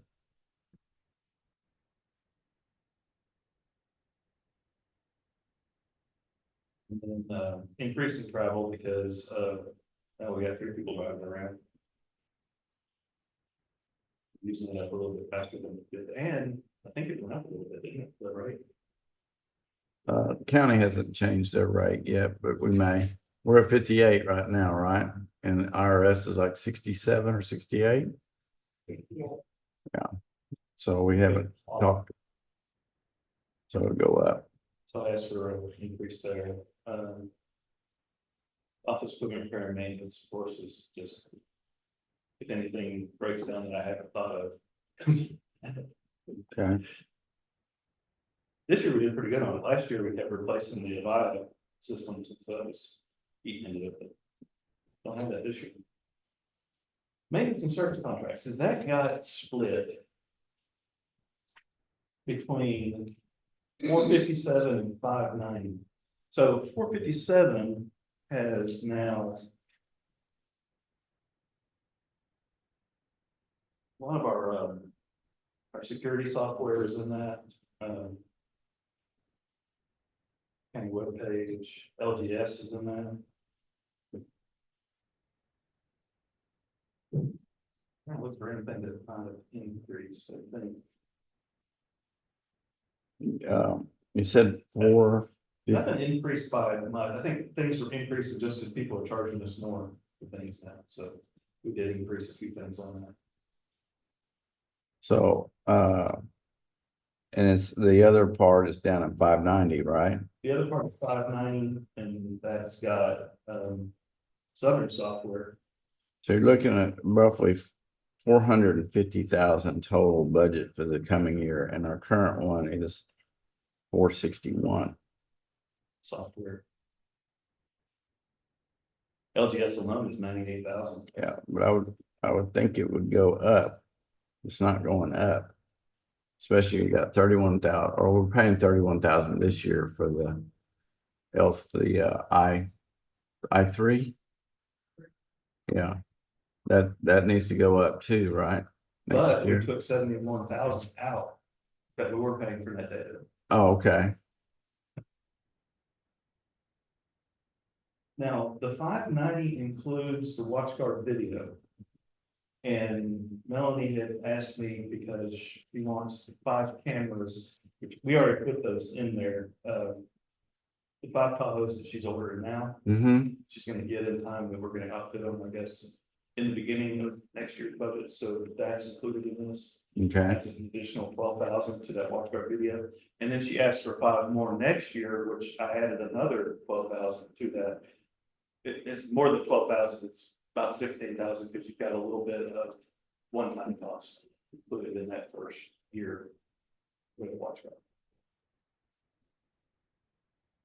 So how many total cars will we have with cameras?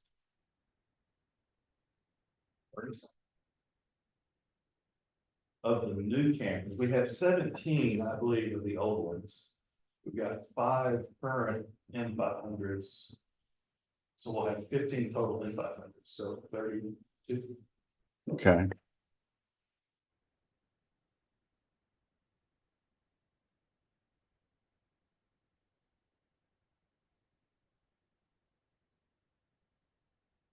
We, there's a slight increase with that book, I believe, went to 12,000 instead of whatever. Yeah. That has the 8x in it, the 590. has Mhm. 8x. How much was For the SO, it is 15,824. For everywhere else, it is 44,694. And it is everywhere else, that includes the barns and the JPs. It's not just for us. Okay. How much did you say LGS was? LGS is 98,000, I believe. Yes, Okay. I did not increase this from last year. Southern went up 10% from 2023 to 2024, so I assumed another 10% jump. So on Southern, I did increase that. LGS has been 98,000 since 2023.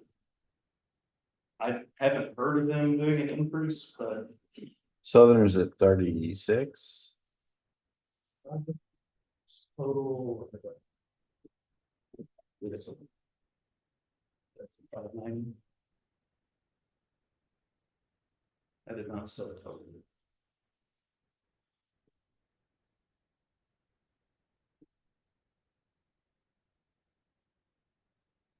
Really makes it confusing when you gotta split it up between 2 different accounts.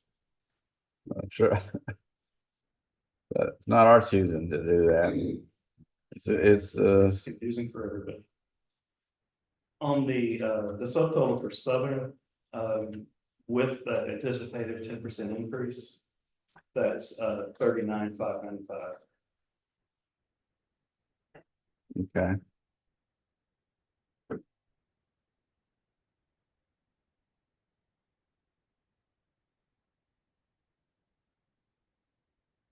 We retained the jury selection portion of the net data cost. And we're gonna continue that, that's 11,045. Now, AccuFund. Mainly because we didn't have time to make a change. My understanding is Uh, on the jury software. it would have taken some programming, I believe. Yeah, and it was renewing in June or this month, so we didn't have time to make a,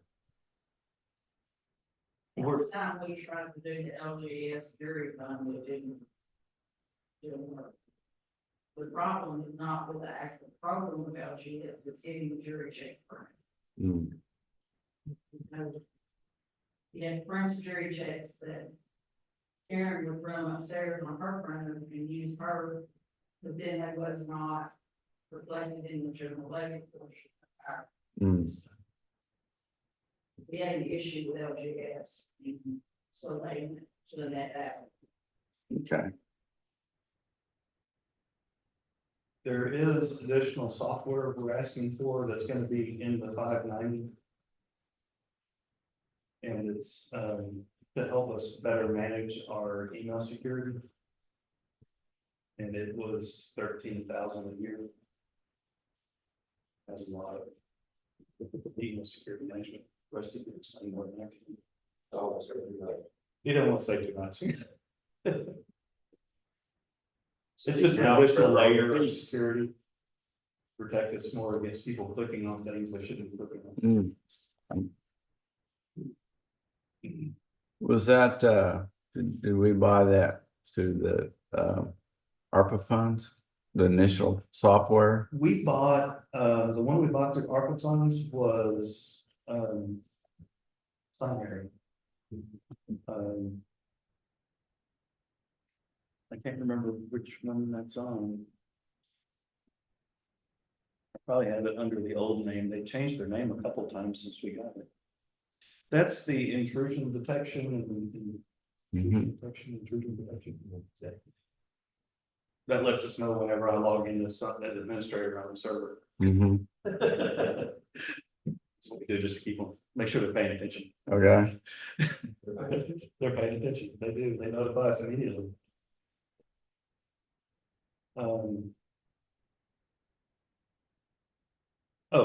Easy workforce, of course, is taken, right, that was 15,600, so that's removed out of the 7.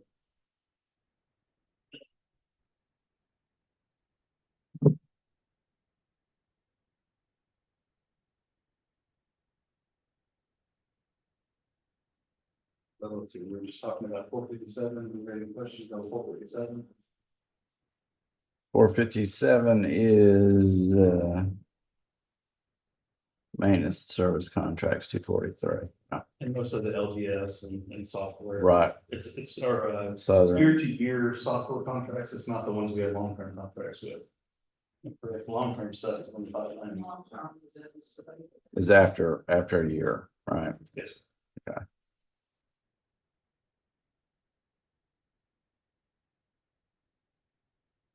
All right, office equipment, that's just standardized updating of PCs, No, servers, you're 572. yes. 572 also has the, so I had increased because she's asking for more Tahoes. I had to go up to 15 patrol laptops. That's 5 in the regular scheduled replacement and 10 because she's gonna get the 5 Tahoes from this year and 5 Tahoes from next year. So we actually had to ask for 15, an increase of those. Also, the cradle points are in that. So that's gonna show that increase as well. Well, you don't have ticket printers in there, do you? No, so they already have 50 ticket printers. I Okay, just haven't figured out how to roll them out. We put one in. We're waiting on the test results of how that was rolling. We okay, have 14 left to student. okay, I did not increase those or ask for another 10 or 15 or whatever. She didn't. I don't know how she's gonna deploy the one she has. mhm. Probably not. I don't know if she's gonna put them out there with all of the deputies or not. That's something that I should ask her. I bring back up because. Like I said, I don't know how she wants to deploy those. So that would increase. I think those cost about, with power supply and everything, it's almost $800. And that would go into that 452. I guess you should have stuck on. Okay, Make a note over here. so we already have them purchased, we just haven't installed them. Correct. Okay. We have 14 remaining, put one in one of them.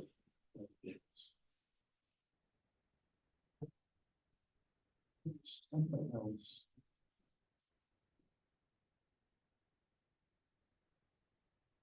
Oh, there's a $4,000 increase for upgrading the localities.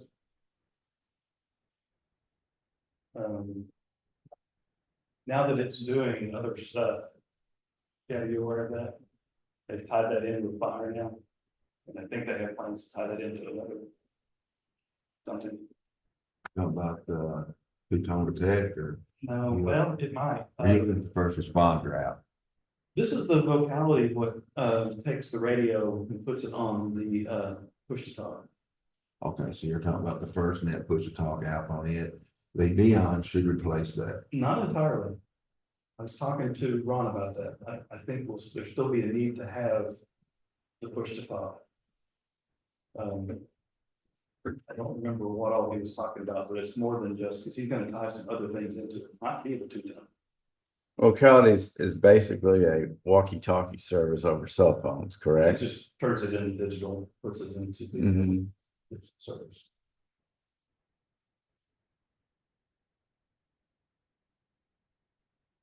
You talked to Ron, see what he was talking about, but my understanding was that router that comes in on the locality, it's got the first net chip in it, sends it through there. That's the only place you can send it is the first net.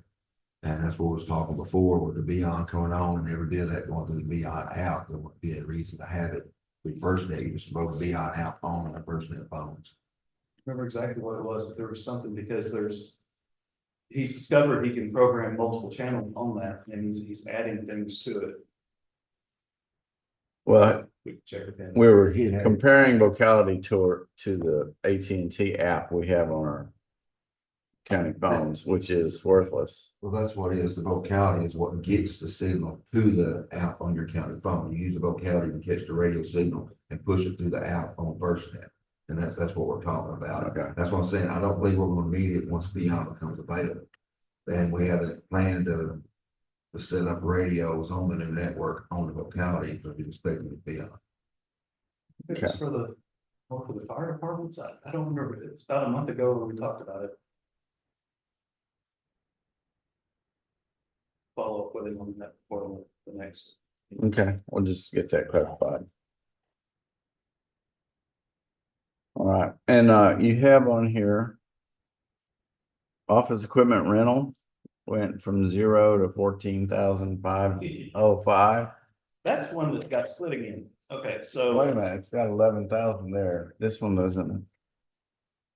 Oh, that was the line above it. This is. Oh, I see. Copiers, and it got split between 463 and 578. Okay, 578 is strictly the lease of the copiers, and 463 is any overages and services. So we've got. And I'm gonna tell you, I messed up on this one, Judge. I forgot to put when I turned that in, I had forgotten about the Pitney Bowes, and when I was reviewing it again, I included the Pitney Bowes. It's actually in that 578. okay, So where I've got 44, it actually should be 49 and 78. To include the Pitney Bowes. all right.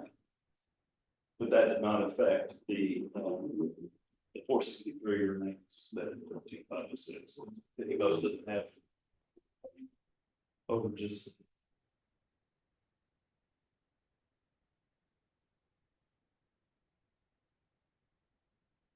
Okay.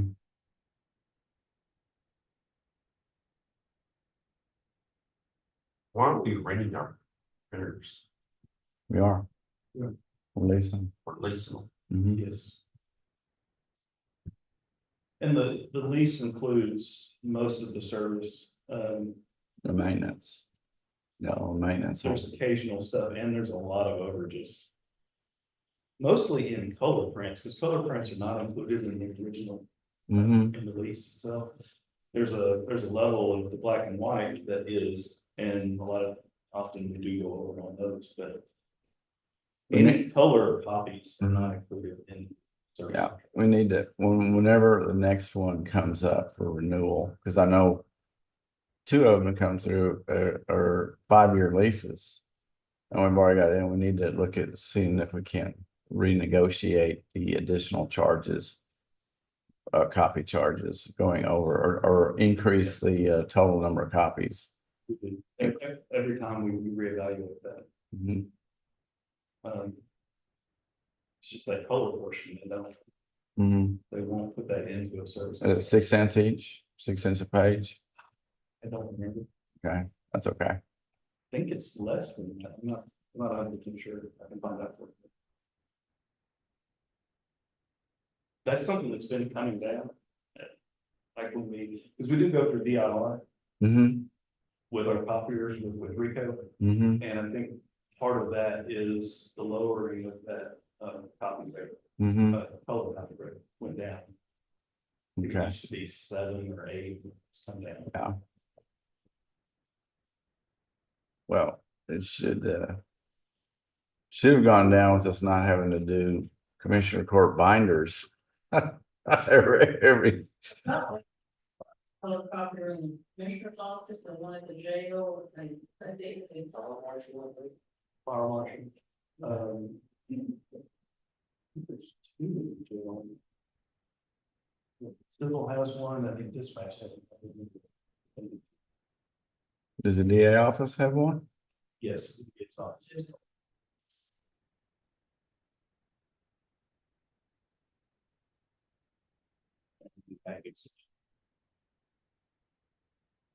Yeah, it's Xerox, so it's not the Homo Rico deal, but. No, sir, but it is in that, Mhm. it is in that line. Okay. All right, any other questions?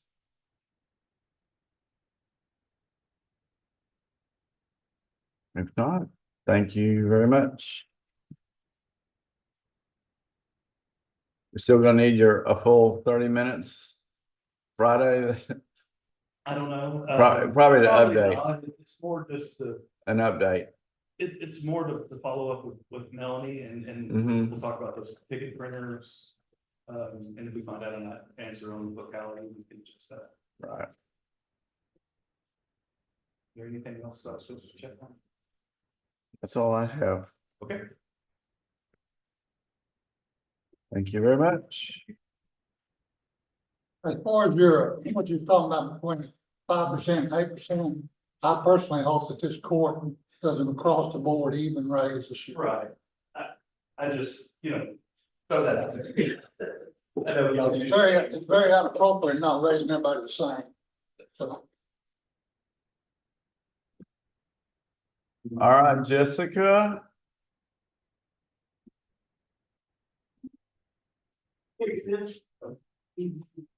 I just like to be included, so. Already put on my own paper.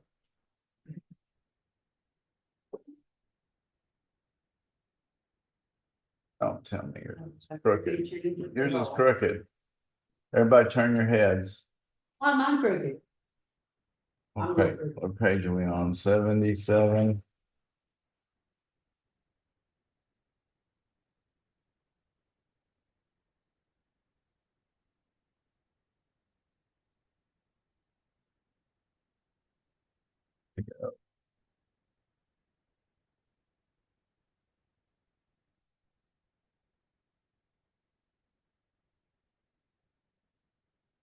No. The page is straight. Jessica's not straight. I have to keep it interesting. Yes. All right. I included a little letter with mine just for information. And as you said, I'm just asking for a little bit more money and a little bit of changes on a couple of the line items. So I would be okay with doing a set standard percentage. I would like to see it a little bit more than 5, to be quite honest. But I kind of went off some more local areas that have HR. And that's where I got my numbers at. And then some opportunities that have been forwarded to me to see if I would be interested in changing to go to work for other places, and those were kind of the guidelines that I've seen over the last 6 months. But like I said, I would be okay with a standardized percent as long as it was the best that we can make out. Okay. And then Judge Reese has been helping work on us trying to implement an opportunity to have badges for county employees. And so that's where you're gonna see on my office supply line to increase that. And I don't have a equipment line at all in my budget. So if you'll read over those under office supplies and office equipment, those are gonna be 2 big changes that we would have to make on our budget. I think other than salaries, that's the biggest thing that we need to look at getting this implemented so we can move forward with getting badges, which will make it. And I know every elected official can choose to have their employees wear it, but we can implement security measures that I think, need when people are coming in. I look at that as just watching coming in and going from the courthouse, that we may know A and B walking them up the side door when we're making a citizen come in through the side, and how do they know that we're not just showing favoritism as far as security goes? They could say, well, they're not checking them, but they don't know that they're a county employee. And then they're going out and just seeing other people and saying, well, I was a juror and I had to wait in line 30 minutes to come through, and these other people came right up the side. So I feel like that's a huge benefit. Also, going to conferences and stuff like that, I think it gives us a professional appearance. Lets people know who we are. We're proud of our county. We have our county badge on.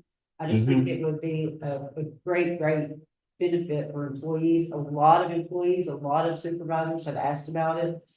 And we love doing the pictures. That's like been a talk. Employees talk about it. They like it. We joke and onboarding. We call it onboarding. That's more professional. It's not employees coming in doing paperwork anymore. That process has streamlined a long ways from that back in the day. And so I really support it, and we really want to get it started this year. That equipment's not cheap. And thankful for Judge Reese. He's done all the research on it. Because I'm not. I'm thinking the printers are 2,500 though. Is that what you put in there? You told me 21, I thought, in the email. And then the supplies in addition. Another thing that we're considering, but it's pretty expensive, is to make the card reader that we got to get into the courthouse. Yes. To buy one of those and print on it. But currently the ones we got are $1 something. And Yeah, it's a big expense to change to the others, but Right. that would, they're like $5 or $6 Yes. each to do that, but they would give one card that all employees could have, that and that would also be an ID badge for them. So that would be the ideal way to have it, but Right. it is a lot of. we're still working on that, Yes. figuring out.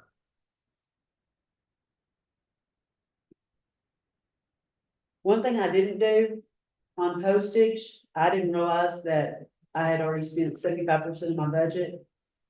We do a lot more mail outs than we did before now. As I believe that we spend more time on talking about insurance to our employees. And so dental and vision cards, we have to do ourselves. And instead of trying to track them down, just put them in a box for somebody to give to them, which is just really not professional. It's their personal insurance card. We do mail those. Yeah. And so those are just things that we've added on as far as just trying to do a more professional way to get the information to our employees, because that's their personal personal business mostly, so. Yeah, I would and like to increase that and add another $50 on that one, but I did not. put it on my postage is going up too, Yes. from 68 to 73. I think $50 will be enough. I've had 2 or 3 different things I've had to mail out. And they've required like $30 and $40 each this year, whereas last year I only had one of those. Mm-hmm. And if it's something that we have to legally get sent within 24 hours, that's gonna cost me about $40 just right on the top. Like I said, this year I've had to do that like 3 times, whereas last year I only had to do it once. And I can't really tell you, make sure I may not do it at all, but, so I would like to go ahead and put that at $250, and I forgot that. Okay. But I might get back to you about, the printer cost. Okay, I'm sure. I don't remember. It's been a while since I've researched that. I want to get my numbers straight, correct. and Mhm. then I want to pull a little bit of money out of my training. So that I have a little bit in travel.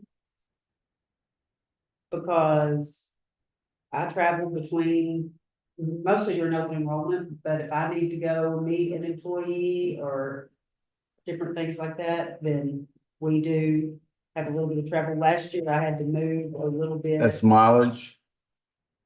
Mileage is in travel. Okay, Yes. all right. Last year I had to move some from one line to another to have it in there, so this year I just wanted to put it in on. the Okay. first. So I just wanna take 200 of my training and move to travel. And then on subscriptions and dues, I want to take and move 100 into that, mainly for our CDL stuff where I have to run limited queries every year on all drivers and pre-employment queries. And I've been doing that under my office supplies, and it's really not an office supply because it's a subscription I have to apply for. Okay, get with me. I may have software available to you to do that. To do that, I just need to find out what it is exactly you're searching for. No, I'm not searching for anything. I have to go on the Federal Motor Credit Carrier website and actually run a driver through their query system. Okay, And it comes back and Oh, lets me know okay. if they're a prohibited Never mind. driver or not. all right, So that is a legal requirement that we are legally required to do. okay.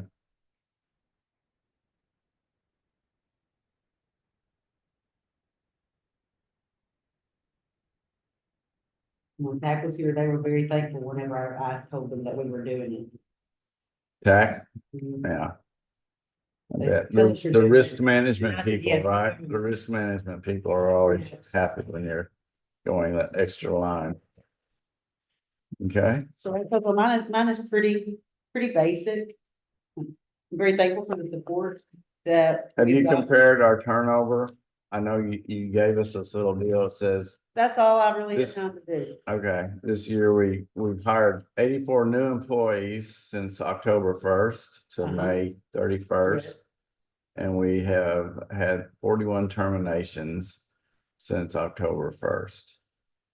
And I was gonna pull last year's, but I'm just I looking didn't to get see to, if I'm our, thinking we were somewhere this time last year around like 70 something terminations. yeah, I'm thinking our turnover rate has dropped drastically with the increases. It wasn't in my binder with my regular budget stuff, because I had done it last year. Terminations include people quitting. Yes. Yes. It's termination, Everything. termination. So that, I think that, I'm pretty sure they were close. I want to say hires was like around 90 and terminations were like around 70, 71 this time last year. So that just says that what we've been doing, we need to keep doing and keep going forward. Mhm. I think along with that, we communicate a lot better. We do try a lot on the human resources side on better explaining benefits. And I'm also in support of looking at the TCDRS increase to a 2% match for employees. I think that's the next level of benefits that other people are already doing all the way around us. And I don't know how long we've been at 175, maybe forever. I don't know. As far as I know, I think that's what's probably always been there. But yeah, I think that's a huge win if we're able to do it, at least start prepping for it. And we can have Roxanne talk about it. But there's some things you can do to get to the point where you can do it as far as putting in on top of what the amount that we are required to put in, Mm-hmm, that goes into a place that saves us money to go towards that initial jump in. right, So I think we can get some good information from her, just to kind of give us all knowledge, because I don't Mhm. need to. So yeah, need to know we'll what ask the her about cost those is. things. I'm gonna email her this afternoon. Give her a couple of things that we've talked about, getting some figures and stuff together. On our unemployment, and that kind of just changes every year, but we have really developed. I've seen a lot of changes since I've been here working with all of our elected officials. We now have everybody do a standardized salary sheet to show the salary, to show the position changes. We, instead of just an email, we do try to get a separation notice with specific details. Those are also things that are part of the outside auditors, that they review hire files, information files from each year previous. They send us a list and we have to provide it to those people. So just looking at how much easier it is now for me to go back and find the things that we need to support, the same thing that's helping us on unemployment claims. Because documentation is the key to everything that we do. And just our basic forms help us tremendously. And I know it can be like, oh, we need this form, not okay, come by sign it. But it has really helped. So I just wanted to point that out, because that has been a group effort with everybody just doing the paperwork that they need to do in all departments. Okay, you have in here some extra stuff, and I don't know if we need to talk about it. It has to do with It was just some fun, it doesn't really have to be talked about. I just Exempt wanted y'all to classifications. See some fun stuff that we do, and those were just a couple of things. the exempt classifications. That's not really gonna affect us, is it? Huh? You got exempt, final rule for exempt classifications, the dollars went up on exempt classifications, but that's won't affect us, correct? The exempt status stuff Yes. going up, Right. there will be some that will be affected for certain departments. I didn't put that in there. Okay, well, it was behind your stuff, so I don't know where it came from. But yes, that is changing. It changes in July and then again in January. I may have put that in there because we talked about, we have several season exempt. My bags is an exempt, they have to be making the January 1st, 2025, they have to be 58,656 per year. And I think your paper reviewed. We need to talk about one. Yeah. I don't know what we. Okay, y'all can work on it. It's not something we need to worry about. No, Y'all will let us we'll know. have to be those rates, but. I would like to point out, though, that we were recognized as Manzac County when we went to the risk management conference for having a 1 full year no loss claim on workers' compensation. Mhm. That's a huge deal. That's a Yeah. huge deal. No law, I just sure didn't apply to property though. Well, I don't do property, but that's kind of out of your control sometimes. Yeah. I do want to point that out. Especially, we've got the road and bridge guys, deputies and stuff, that shows everybody is taking care of business and doing the right thing, and that is a huge It accomplishment. is, I'm hoping we're gonna do it 2 years in a row. and that'll affect our rates in the future, Absolutely. lower them. Absolutely. Anything else? Nope, So on your, pay increases, it doesn't say the percentage up here, you were, I didn't do a percentage, but I said I'm good with doing a percentage. but I mean, something's out there right at 8%. Yes, Thank you, so. What I need to know. Okay, anything else, Mary? that's it.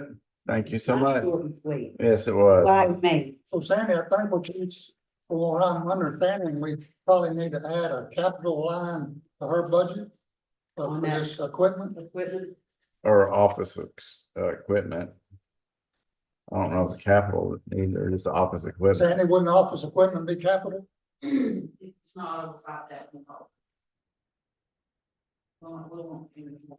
Well, the gap is one time that too, so we would have.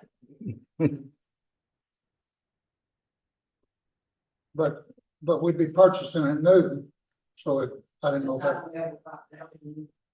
I don't No. know. 3,000, It's about 2,500, 3,000 is what you suggested we ask for office equipment. right? For, that includes the supplies, the, 2,000 separate for supplies. okay. So that's why I put 4,100 for office supplies. Well, you still got your 200. Don't you still have your 2,000 regular office supplies? Or not? So 41, we'll get together. We'll talk about it. Okay, we'll talk All about right. it. I just want to get my numbers straight, Okay, correct? All right, is there anything else? no, we're adjourned. We're adjourned. All right, we don't have anything scheduled for 11:30. Did y'all want to talk about anything or you want to go ahead and end the workshop? No, I for think we need to start talking about these salaries right now. today? Okay? Yep. Go ahead. Let me get my notes out. Well, I had, just as a starting point, I asked Sandy to put together, what would the, increase would be if we just did a flat 5% increase for everybody. Oh, and do we know an approximation of the revenue before we? I mean, we can have an exact, but know what we're looking at. I would assume the increase would be roughly the same as last year. Probably about $1.4 million. Increase. Yeah, with the new property. That's just my assumption now.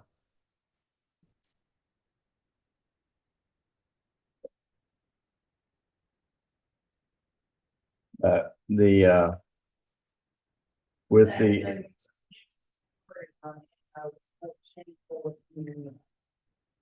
And after we adjust it down to the 10%.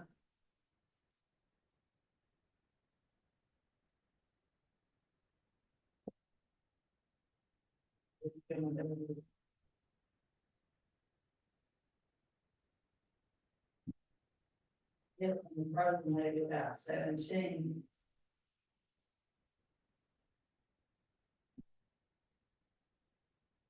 I gotta figure out one thing, I wasn't prepared, so y'all Yeah. can look at that and before. Can we-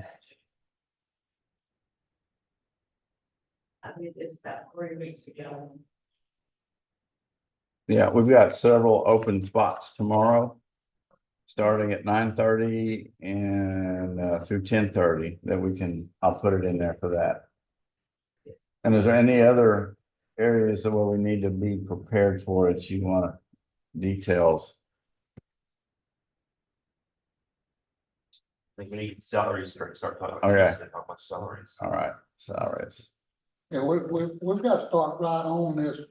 So you think we'll have $1 million increase? What's that what you said? With the 3.5%.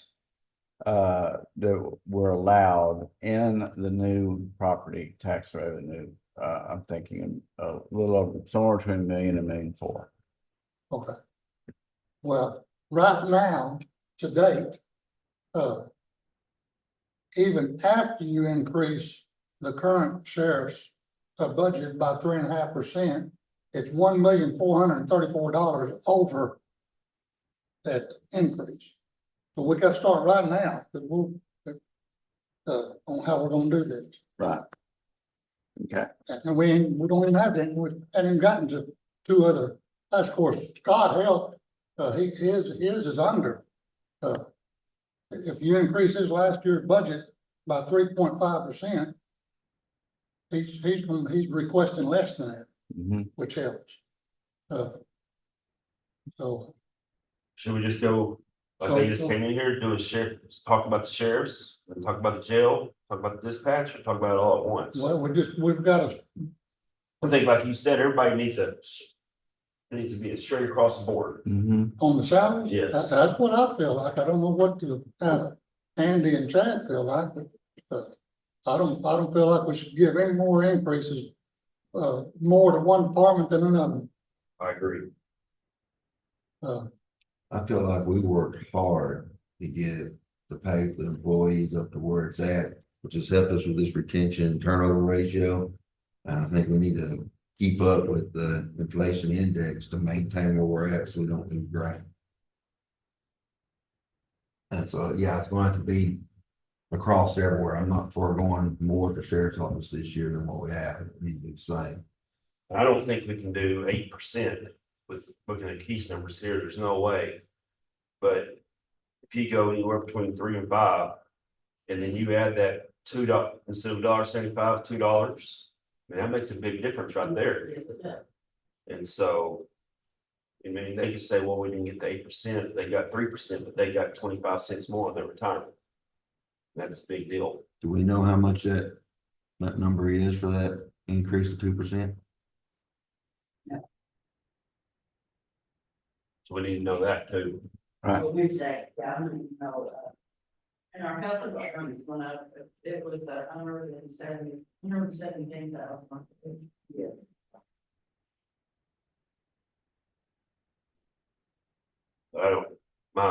I don't think 8% is gonna, we can't do that. We don't have the funds for that. Across the board, in my opinion.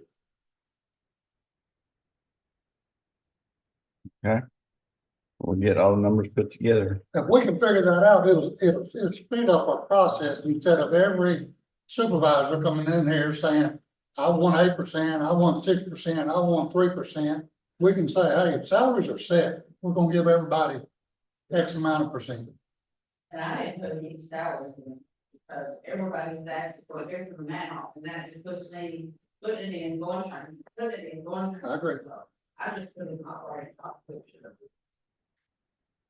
I think that's the biggest thing that we have. That's right, and it's the hardest to do, so if we do it up front, I think it'll simplify our process drastically.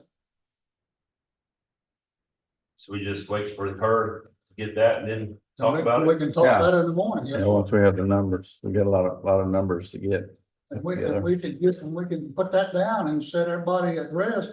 This is what we can afford. Okay. If we're gonna talk about the sheriffs though.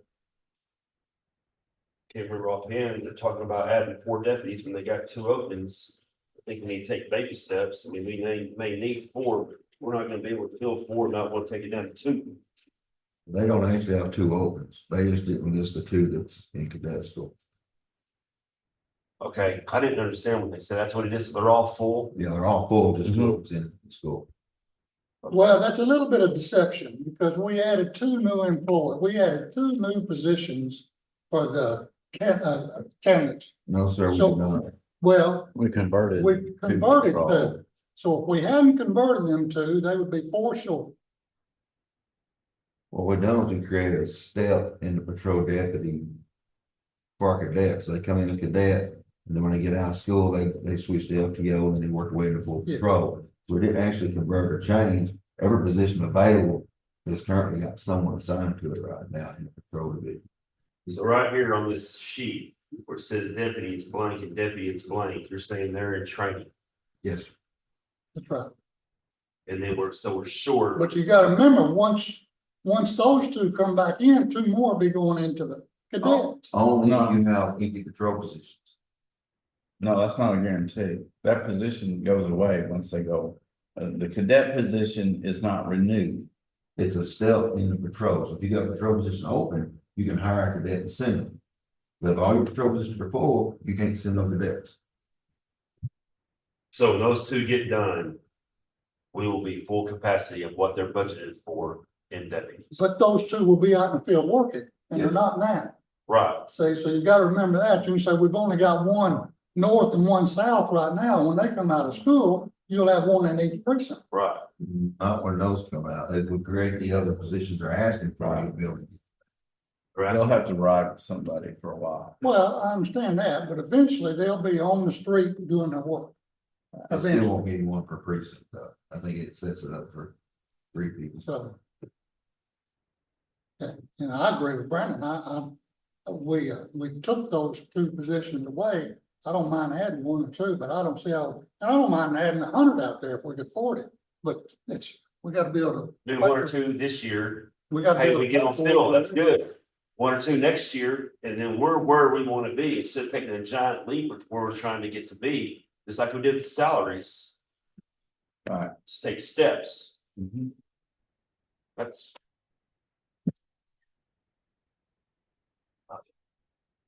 Very good. All right, we ready? Adjourn? Excuse me? All right.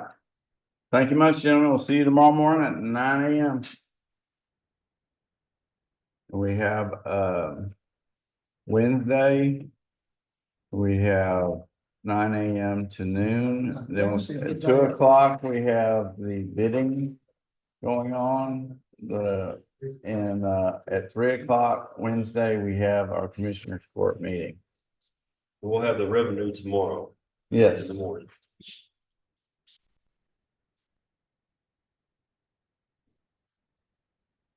That's yours. These are mine. Wednesday's today, I won't be here, I'll try to be back by the Commissioner's Court. But I scheduled a deal a long time ago on Wednesday, Okay. that's the day you said, and everything there is no big deal. That's part of the budget is concerned.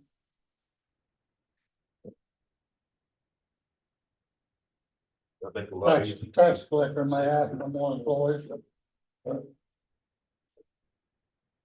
We can come in here and say salaries, let's move on, that's a lot easier.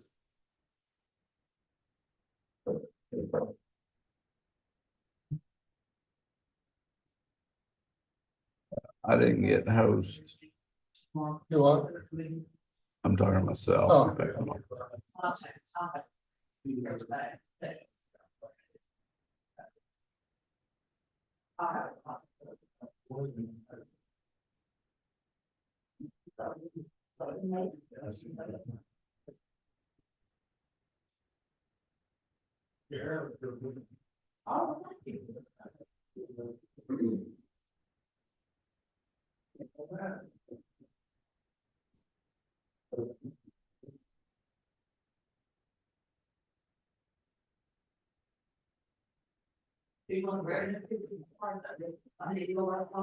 Yes, please.